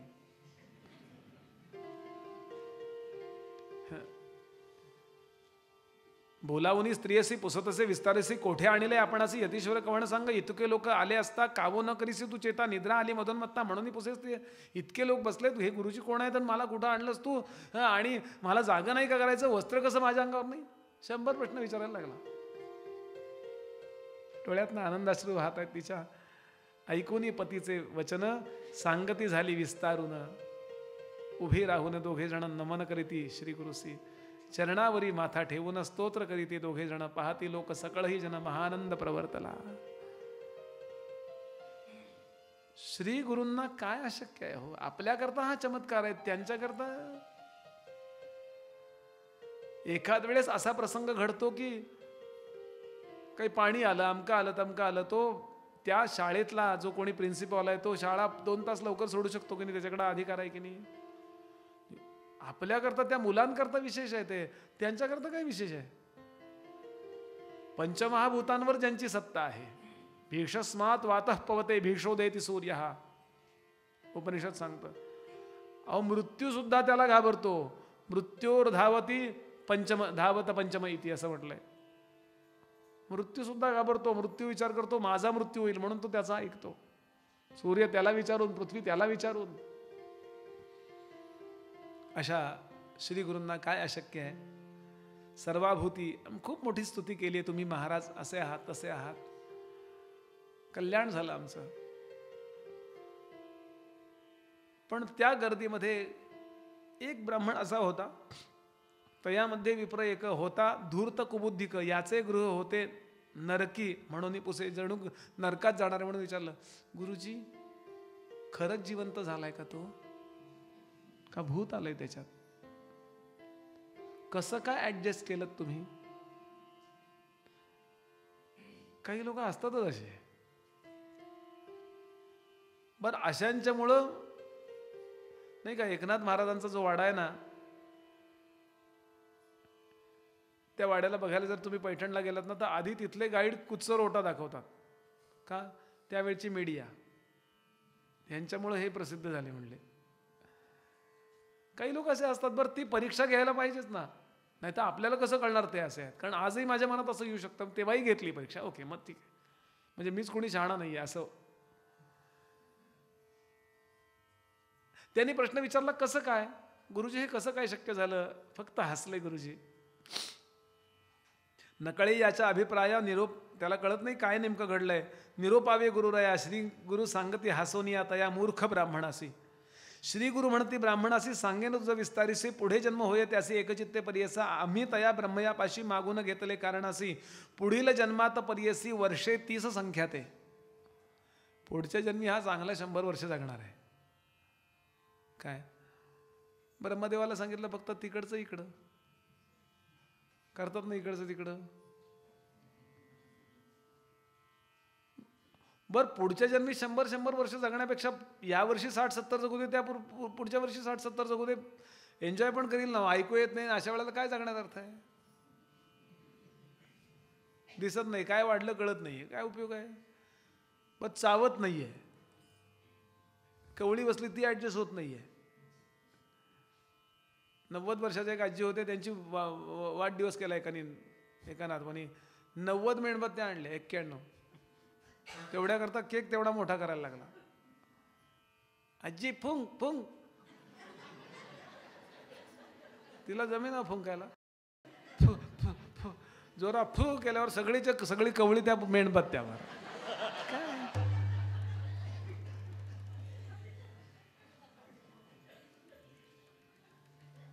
पुढच्या जन्माची 30 वर्ष तो काही करू शकतो, हा मुद्दा आहे फक्त. काय बाकी त्याच्यात विवेचनाची गरज नाही आहे. काय करेल तो सांगता येत नाही हो. म्हणून कर्तुम अकर्तुम अन्यथा कर्तुम सर्वथा कर्तुम. कर्तुम म्हणजे करण्याचं सामर्थ्य, काहीही करू शकतो तो. अकर्तुम म्हणजे न करण्याचं सामर्थ्य. हे फार अवघड आहे बरं का. गप्प बसवतच नाही आतमध्ये, ते आहे ना सगळं उड्या मारतं. जरा लाईट जाऊ द्या, जिथं तो मीटर आहे ना तिथे 100 माणसं जमतात. ते स्टूल घे, स्टूल इकडचं बघ, गप्प बसू देत नाही विद्या बघा. म्हणून न करण्याचं सामर्थ्य जास्त अवघड आहे. शांत बसा. समर्थांनी ओवी लिहिली आहे की सर्वज्ञ आणि सादरता तरी ते अपूर्वता. सगळं माहिती आहे तरी सुद्धा काही माहीत नसल्यासारखं दाखवणं खूप अवघड आहे. कमी माहीत असलं तरी माणसं असू देत. सर्वथा करतो म्हणजे सगळं करू शकतो, आणि अन्यथा करतो म्हणजे नियमबाह्य एखादी गोष्ट करू शकतो. असा सामर्थ्य संपन्न भगवंत स्त्री पुरुष नमस्कार करिता ती वारंवार पूजा सामग्री उपचार आरती करीती तयवेळी. इथे 32वा अध्याय समाप्त होतो. 33व्या श्री गुरुदेव दत्त. अवधूत चिंतन श्री गुरुदेव दत्त. श्री गुरुदेव दत्त. श्री गुरुदेव दत्त. आता 3 ते 5 रुद्राक्ष त्यांच्या गुरुजी हे मला त्या दिवशी त्या परवा महाराजांनी दिले होते होत्या. ह्याचा काय उपयोग आहे? ऐकोनी तेचे वचन श्री गुरु सांगती हासोन रुद्राक्ष दिले आम्हीच जाणा तुझी भक्ती देखोन. मीच होतो तो.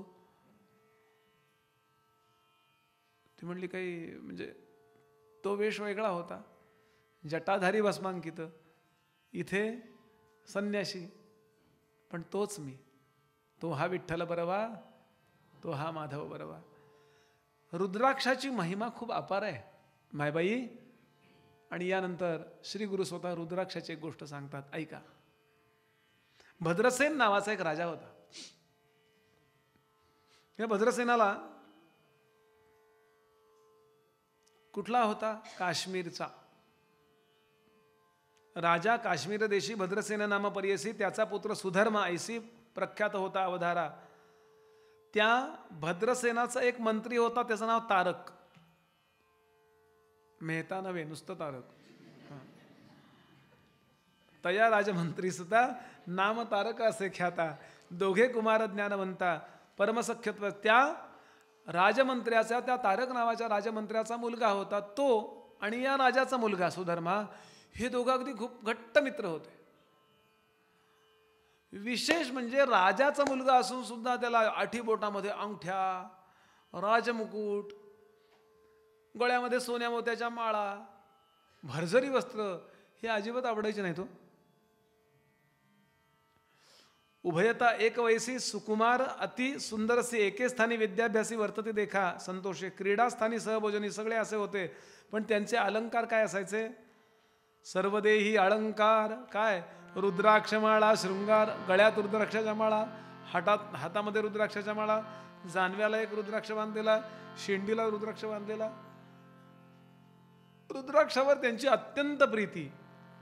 आता घरी सोनं नाणं अमकं तमकं इतकं आहे. राजा म्हणतो हे काय जोग्यासारखं तुम्ही घालताय?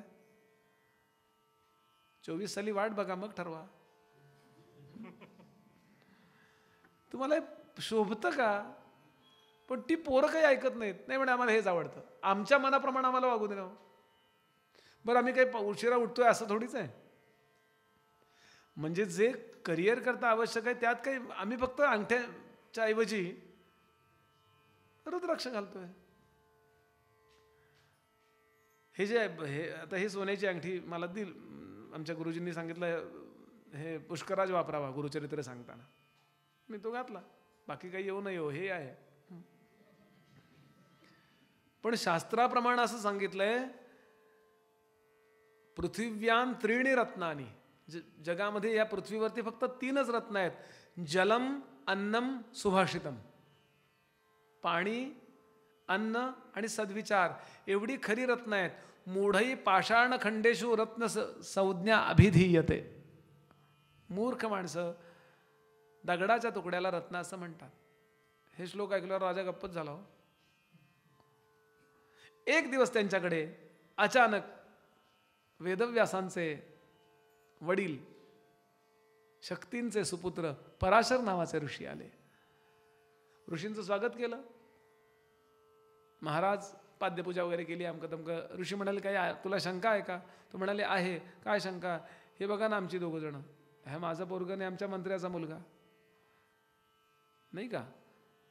ही अशी श्रीमंतांची मुलं कुठेतरी क्रूजवर वगैरे सापडली पाहिजेत की नाही.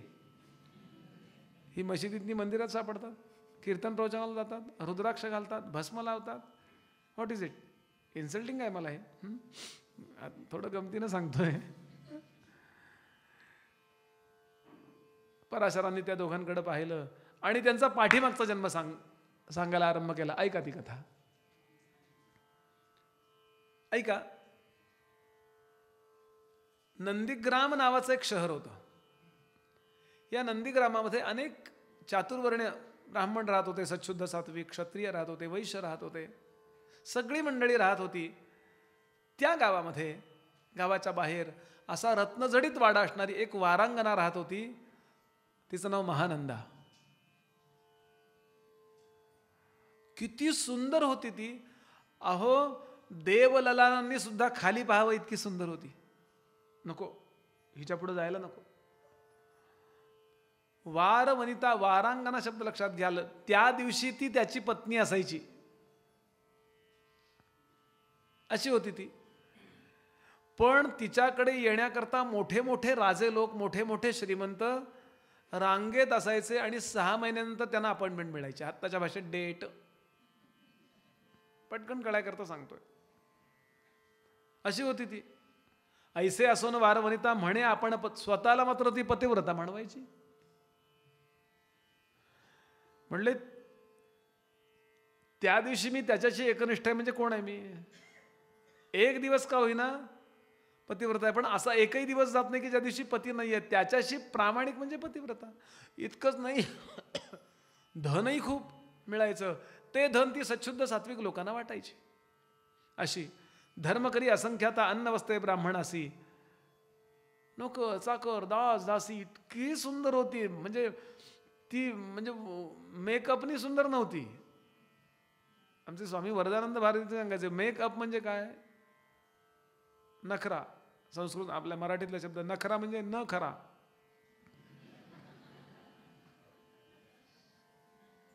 एक बाई पहाटे 4, 4:30ला 5ला उठून चेहरा स्वच्छ धुवून लिपस्टिक वगैरे लावत होती, तयार होत होती. नवरा म्हणला, अगं आत्ता कुठं निघाली? ती म्हणाली, निघाली नाही आहे, माझा फोन जो आहे ना तो फेस रीडर आहे, मला फोन ओपनच होत नाही, ओळखतच नाही मला तो.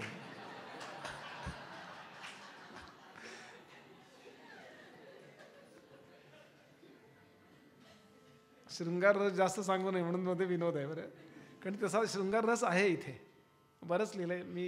इथे मर्यादा आहे. समर्थाने सांगितलं की जास्त वर्णन कुठलं करू नये, कुठलं करावं याचा नियम आहे. अशी ती होती. विशेष म्हणजे तिला गंमत आवडायची. तिनं मोठा हॉल होता, तिथे नृत्य वगैरे करायची, विडा द्यायची. अंतपुरासारखा मोठाच्या मोठा वाडा तिचा. हॉल, त्याला नाट्य मंडप म्हटलं, जिथे नाटक चालायचं, तिथे जी आपलं परफॉर्मन्स द्यायची, तिथे तिने एक सुंदर दिसणारं माकड असं खांबावर बांधलेलं होतं त्याला बसायला, आणि एक कोंबडा असा बांधला होता. विशेष म्हणजे तिला आवडते म्हणून तिने रुद्राक्षाच्या माळा त्यांच्या गळ्यात घातल्या होत्या. कोंबड्याला वरती अशी शेंडी असते ना, तिथे असं रुद्राक्ष हे करून तिथे ते मणी असा म्हणजे गाठ मारून तिथे बसवला होता. एक विनोद. सखया वर्ग सहित नित्य नृत्य करी ती मनोरथ कुक्कुट मर्कट विनोदार्थ बांधिले असे मंडपी तया मर्कट कुक्कुट असे रुद्राक्ष माळा भूषणेशी कुक्कुटाच्या शिखेशी रुद्राक्ष एक बांधिला. आणि ती स्वतःला शंकरांची भक्त म्हणवायची आणि आपलं काम मनापासून करायची. अनासक्त वृत्तीनं कोणतंही कर्म केलं की त्याचं फल एकच आहे, चित्तशुद्धी. तुम्ही कर्म कोणतं करता याला खूप कमी महत्व आहे. फार विस्तीर्ण आणि सखोल आपला असा धर्म आहे. बरं, तुका म्हणे असो भलतीये व्यापारी लक्ष सर्वेश्वरी चुकोने दी. काय पुराण आहे तो आपली. एक दिवस अशी ती आपलं अन्निक पहाटे उठली आहे, स्नान केलंय, जो काही व्यवसाय अमकं दमकं करायचं संध्याकाळी नृत्य करतीये. मग त्या दिवशी त्यांची पतिव्रता वगैरे. अन्निक उरकलं आणि त्या दिवशी कुणाला सांगायचं ते सांगितलं होतं, पण त्या दिवशी नेमकी सकाळी तिनं एक अत्यंत तेजस्वी व्यापारी येताना पाहिला. काय त्याचा रथ बुरख्याचे बहुत मजेचे, रथ बुरख्याचे बहुत मजेचे, रथ बुरख्याचे.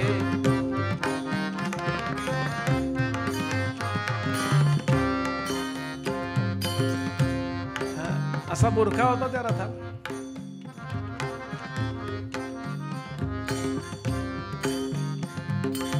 श्रीमंतची तो आला, श्रीमंतची तो आला,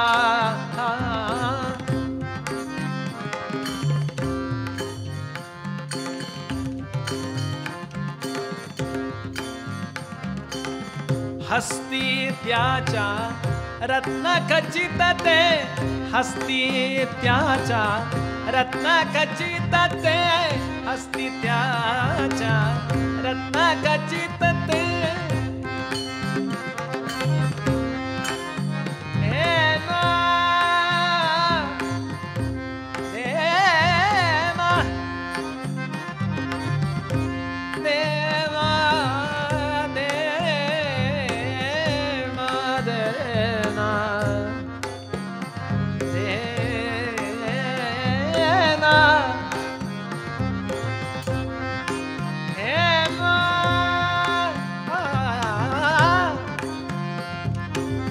हस्ती त्याच्या रत्न खचित ते, दिव्य शिवलिंग बोला रामा, साधोजी राजा राम कहोजी, साधोजी राजा, साधोजी राजा, साधोजी राजा राम.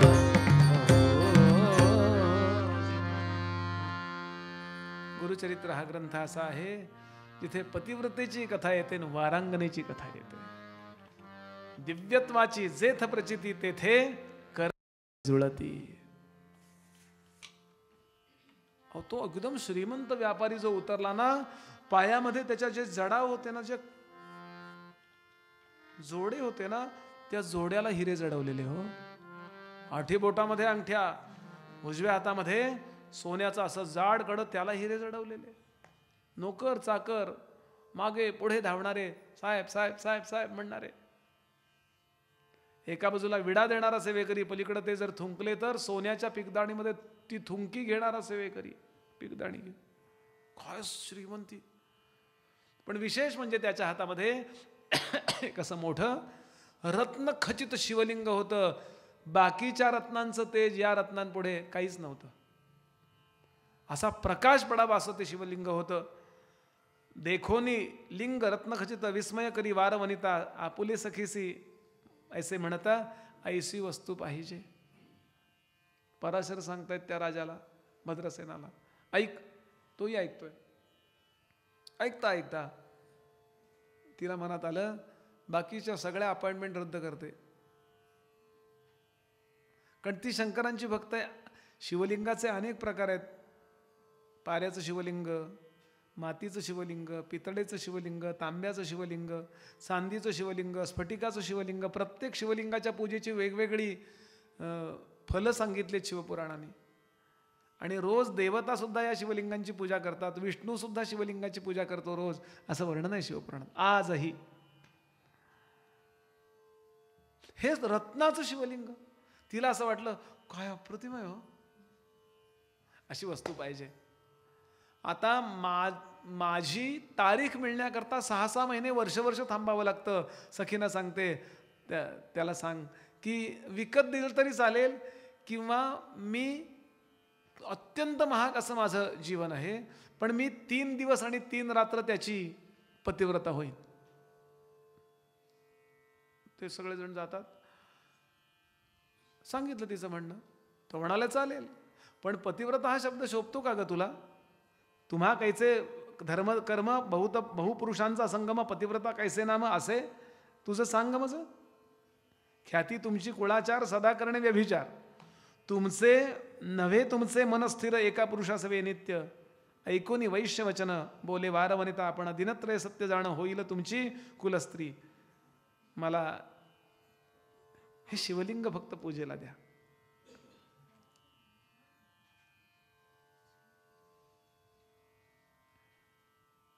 ती म्हणाली, मी तुम्हाला शब्द देते. ते म्हणाले, प्रमाण काय? ती म्हणाली, मी शंकरांची भक्त आहे, याच शिवलिंगावर हात ठेवते मी आणि मी प्रण देते. तये वेळी वारवनिता शिवलिंगावरी ठेवी हसता, चंद्रसूर्य साक्षी करिता झाली पत्नी तयाची. ठीक आहे म्हणाले, एवढा जर तुझा भाव असेल तर मी यायला तयार आहे. हे शिवलिंग तिच्याकडे दिलं, व्यवस्थित ठेव, त्याची हवयला ना करू नको. माझा प्राण आहे तो, मी आत्तापर्यंत जपलेला आहे. उगाच आपलं मनात आलं म्हणून आपलं लोक पूजा करतात तसं नाही आहे. लोकांच्या पूजा चालतात ना, देवाला वाटतं इथनं निघून गेलेलं बरं, वनवास परवडला म्हणला मी. अगदी बाकी काही नका आठवा, आपल्या देवाचं फक्त देव पुसायचं वस्त्र आठवा. वरून खाली जर ठेवलं ना तर ते टोपीसारखं असं उभं राहतं, इतकं चिकट झालेलं असतं चिवट. काय तसं नाही चालणार. ती म्हणाली, जराही काळजी करू नका. या कारणे लिंगासी जतन करावे, परियसी हानी होता लिंगासी प्राण आपुला तेजेनं. आणि ज्या ठिकाणी हे कुक्कुट आणि मरकट आहे तिथे मोठं आसन ठेवलेलं आहे, मोठं टेबल आहे रत्नजडीत. त्याच्यावरती योग्य पद्धतीनं त्या शिवलिंगाची स्थापना केली. ते ठेवलं, नमस्कार केला, काय स्तोत्र म्हणायची ती म्हटली. आणि आता सुरत भोगांकरता ही मंडळी आत निघाली आहेत. आतमध्ये गेल्याबरोबर अग्नी लागोनी मंडप, भस्म जाहला जैसा धूप. जरा आतमध्ये गेले, एक नृत्याचा आविष्कार ती दाखवणार इतक्यामध्ये एकदम कापूर जळतो असा सगळा तो हॉल, बाहेरचा तो नाट्यमंडप झर्रकन जळला. म्हणजे तो विझवायला सुद्धा वेळ मिळाली नाही, भरकन धावत आले सगळे. तोपर्यंत सगळं जळून गेलं होतं. एवढं चांगलं रत्नांचं शिवलिंग तेही जळून खाक झालं होतं.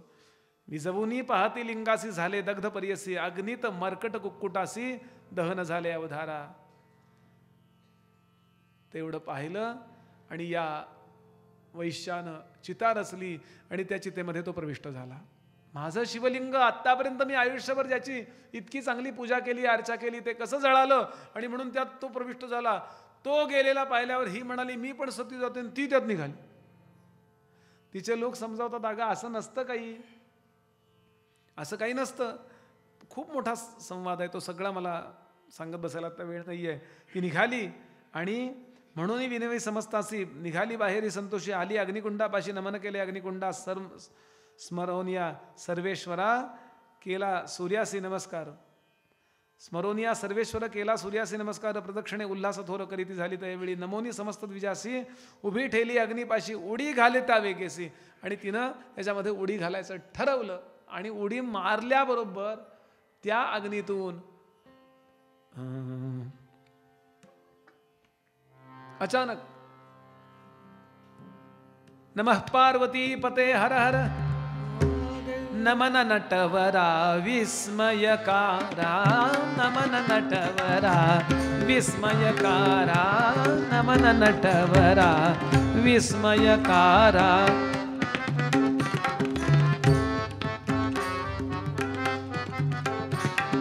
भगवान शंकर प्रकट झाले, तिला झेललं. उडी मारू नकोस.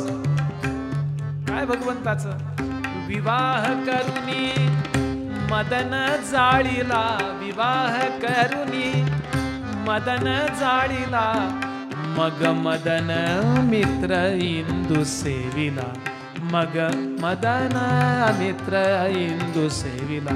धन बैरागी द्यूत खेळला, धन बैरागी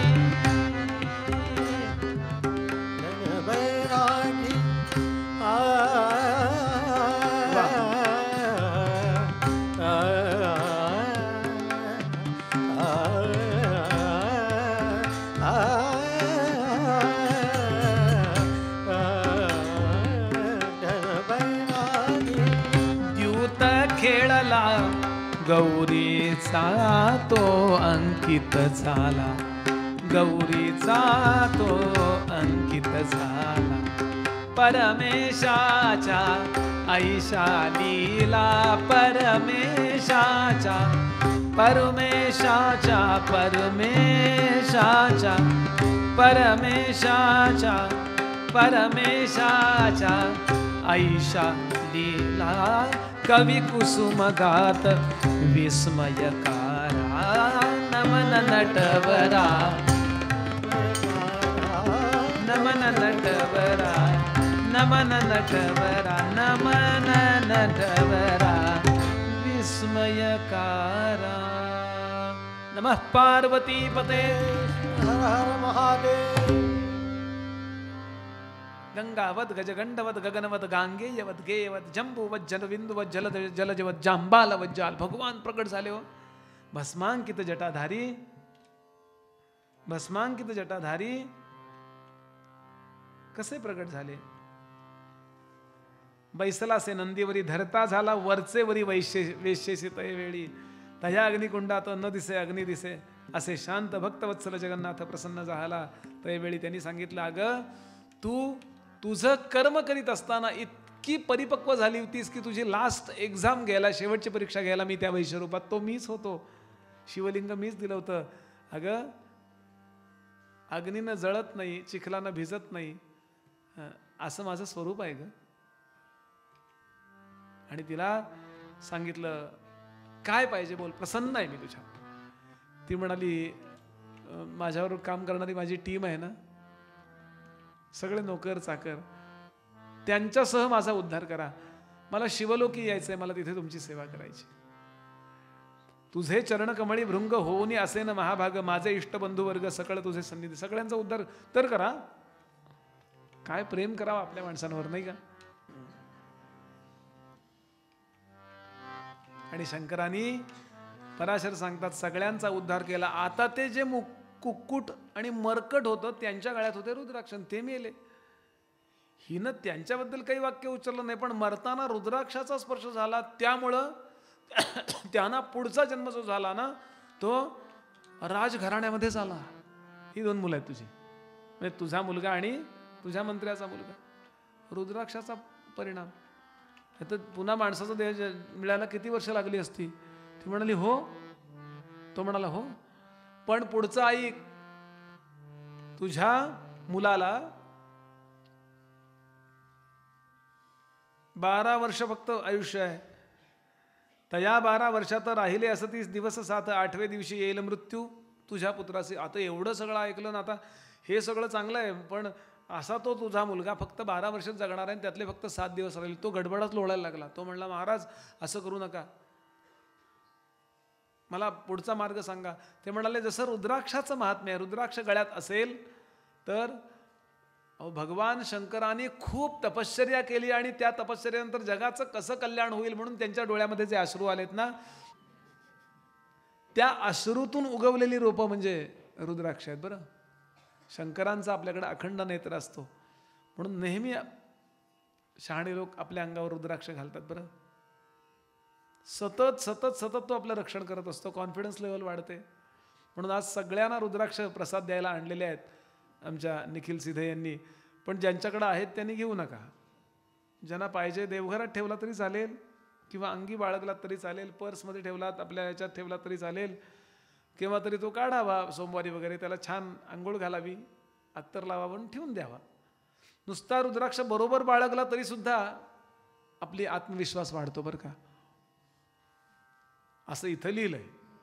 अंधश्रद्धा पसरवत नाहीये मी. बरं, मी ते काही विकायला आणले नाहीत, प्रसाद म्हणून द्यायला आणले. बरं, इतक्या वस्तू ठेवता त्यात हे पण ठेवा ना. बिनकामाच्या किती वस्तू असतात, आरशे बिरशे असतात की नाही, हे पण ठेवा. एक 4 व्हीलर बिघडली म्हणून ती बाई गेली त्या मेकॅनिककडं, ते अमकाय तमकाय ते ब्रेक. तो म्हणला, बाई कशी गाडी चालवता, क्लच बिघडलाय, ब्रेक बिघडलाय, हँड ब्रेक लागतच नाहीये. ती म्हणले, ते कमी जास्त गोष्ट जाऊ दे, आरसे नीट कर तू.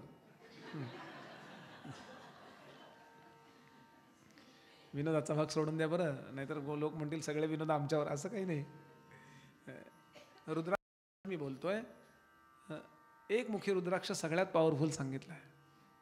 मिळतच नाही. आपण कधीतरी यूट्यूबवर सर्च करून बघा, 1-1 कोटी रुपये त्याची किंमत आहे. मिळत नाही.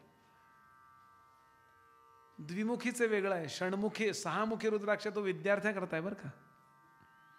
6 मुखाचा, पण तो ओरिजिनल मिळाला पाहिजे. एकाने छान सांगितलं, 1 मुखी रुद्राक्ष आणि 1 मुखी माणूस दोन्ही म्हणले महाग आहेत.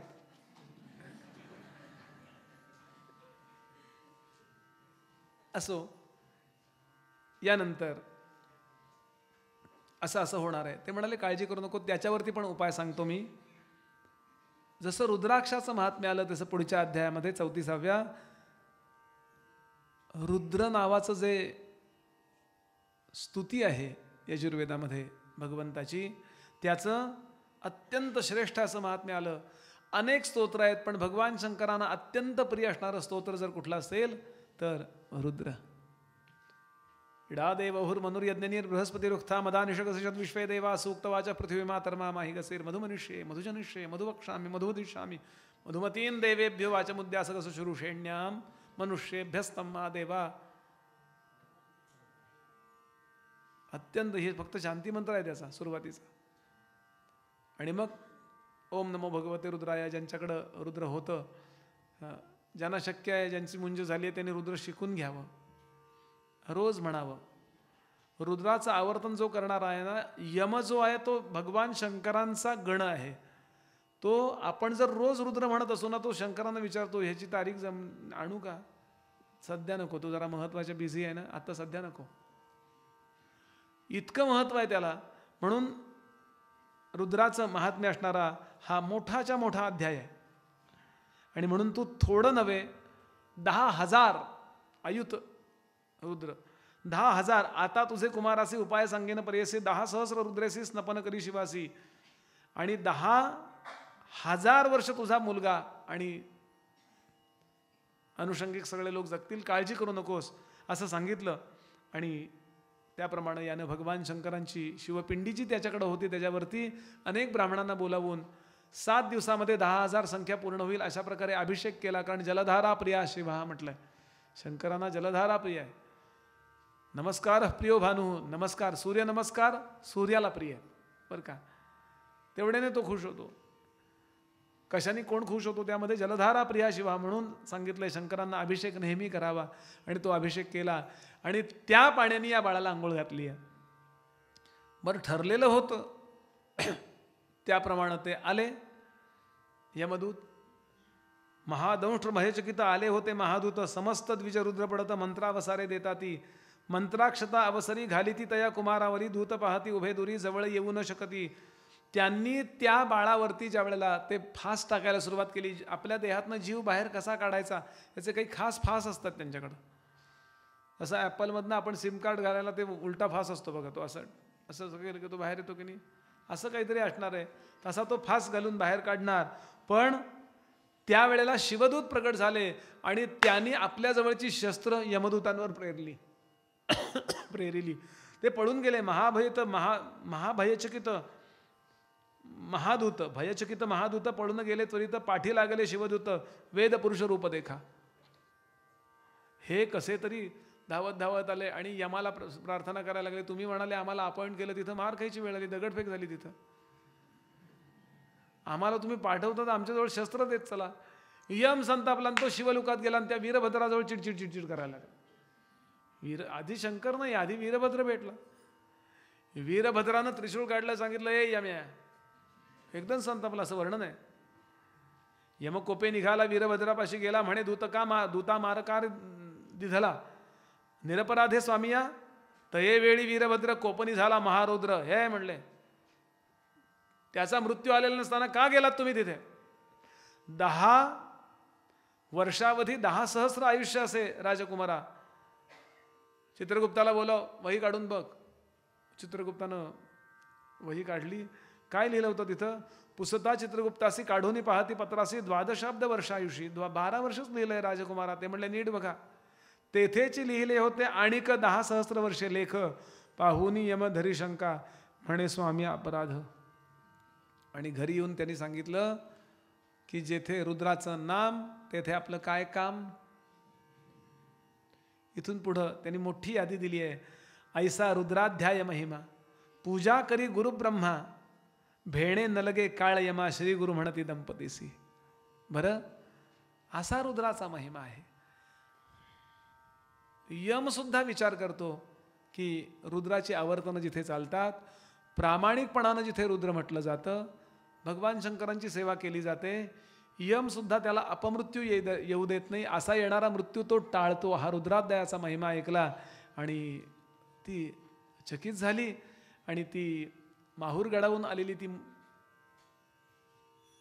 गोपीनाथाची सून आहे ना, ती म्हणाली महाराज मग आम्ही स्त्रियांनी कुठला, आम्हाला पण एखादा मंत्र द्या ना. ते म्हणाले आत्ता देणार नाही. ते कधी देणार. उद्या म्हणाले दत्तप्रभूंची जयंती आहे ना, त्या दिवशी देईन. आणि मंत्र नाही देणार, त्या मंत्रापेक्षा काही गंभीर आहे ते देईन. किती वाजता म्हणाली. बरोबर 4:30 वाजता. उशीर केला तर मिळणार नाही. बरं, सगळ्यांनी माझ्या पाठोपाठ गुरुगीतेची अर्थातच गुरुचरित्राची फलश्रुती म्हणा.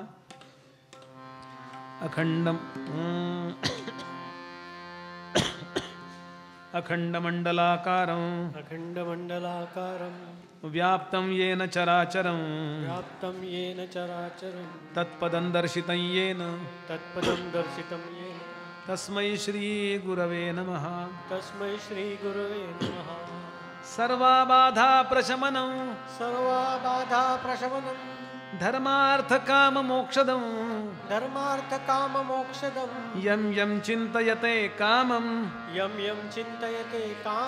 तन्तं प्राप्नोति निश्चितं.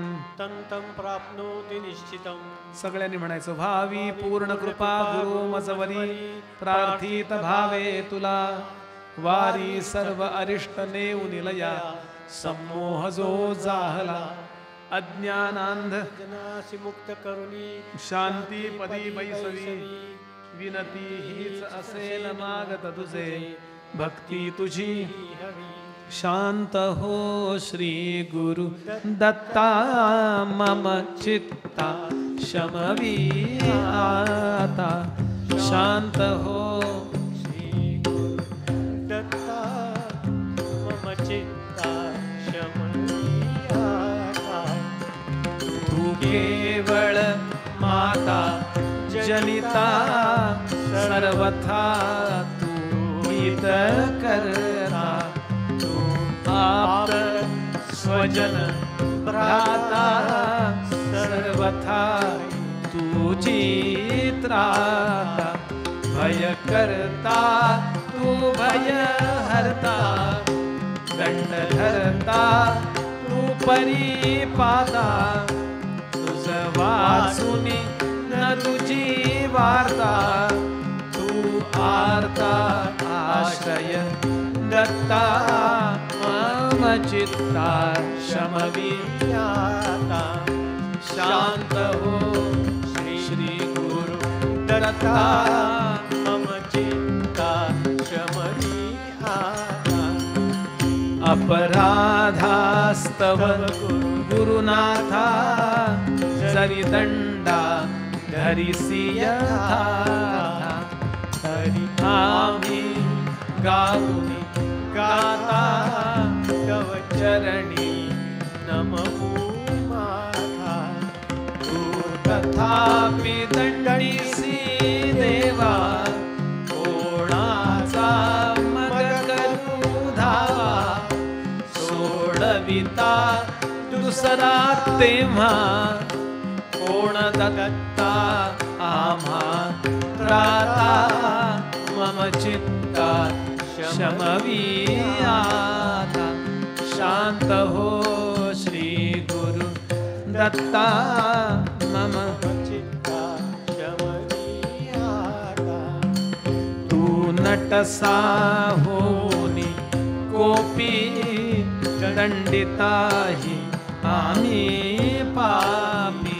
पुनरपि सुखत तथापि, आम्हावरी न च संतापि, गच्छत स्खलनं क्वापि, असे मानुनी न च हो कोपी, निज कृपालेशाओपी,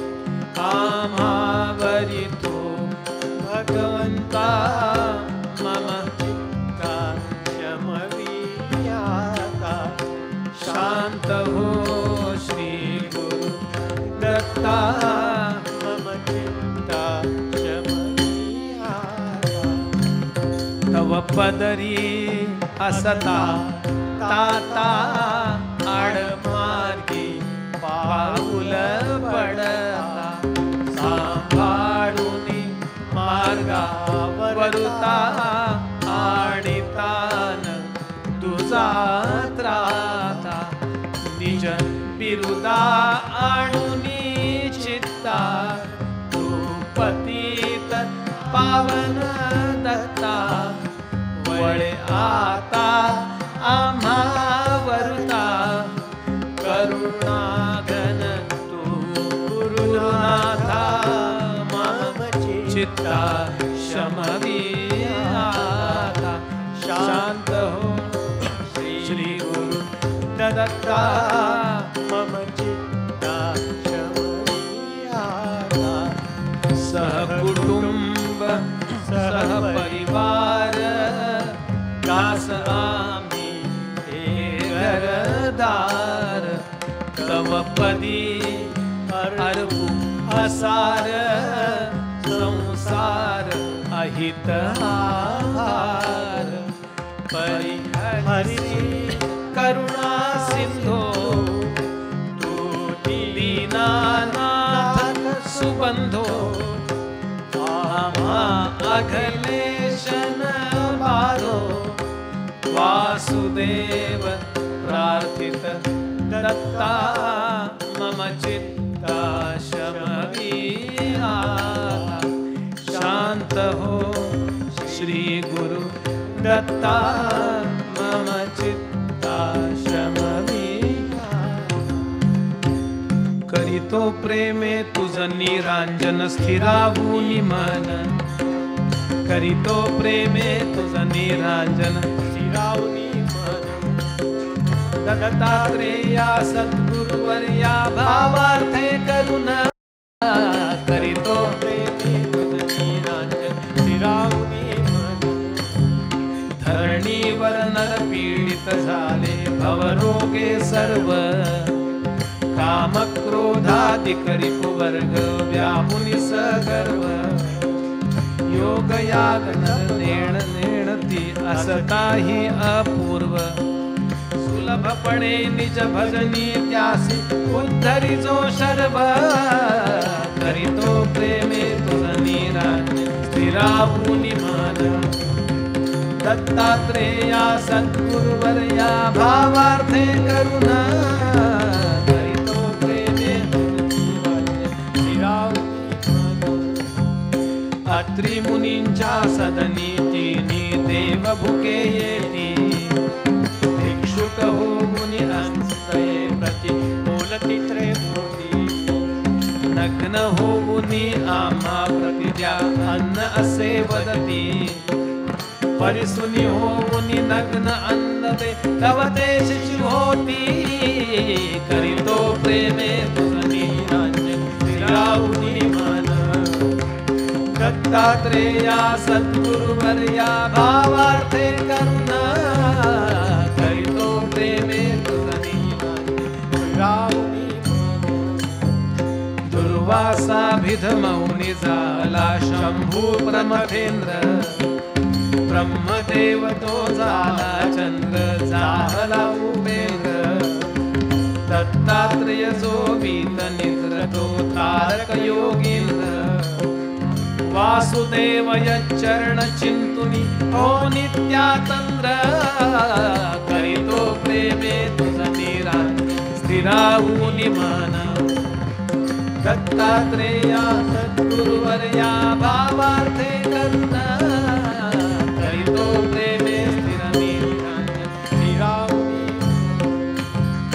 दिगंबरा दिगंबरा श्रीपाद वल्लभ दिगंबरा दिगंबरा दिगंबरा श्रीपाद वल्लभ दिगंबरा दिगंबरा श्रीपाद वल्लभ दिगंबरा दिगंबरा दिगंबरा श्रीपाद वल्लभ दिगंबरा दिगंबरा दिगंबरा श्रीपाद वल्लभ दिगंबरा दिगंबरा दिगंबरा श्रीपाद वल्लभ दिगंबरा अवधूत चिंतन श्री गुरुदेव दत्त श्रीपाद श्री वल्लभ श्री नृसिंह सरस्वती स्वामी महाराज की परमहंस परिव्राजकाचार्य श्री वासुदेवानंद सरस्वती स्वामी महाराज की श्री स्वामी समर्थ महाराज की श्री सिद्ध नामधारक महाराज की जय सर्व संतन की जय सगळ्यांनी हात जोडून म्हणूया सदा सर्वदा योग तुझा घडावा तुझे कारणी देह माझा पडावा उपेक्षू नको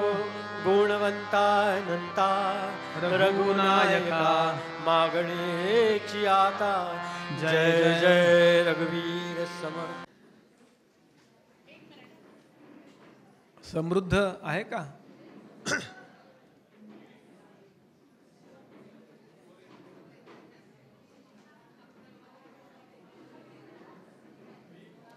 पिल्लू ये यजमानांच्या तर्फे रोज एक पुस्तक कोणाला तरी तर तू वाच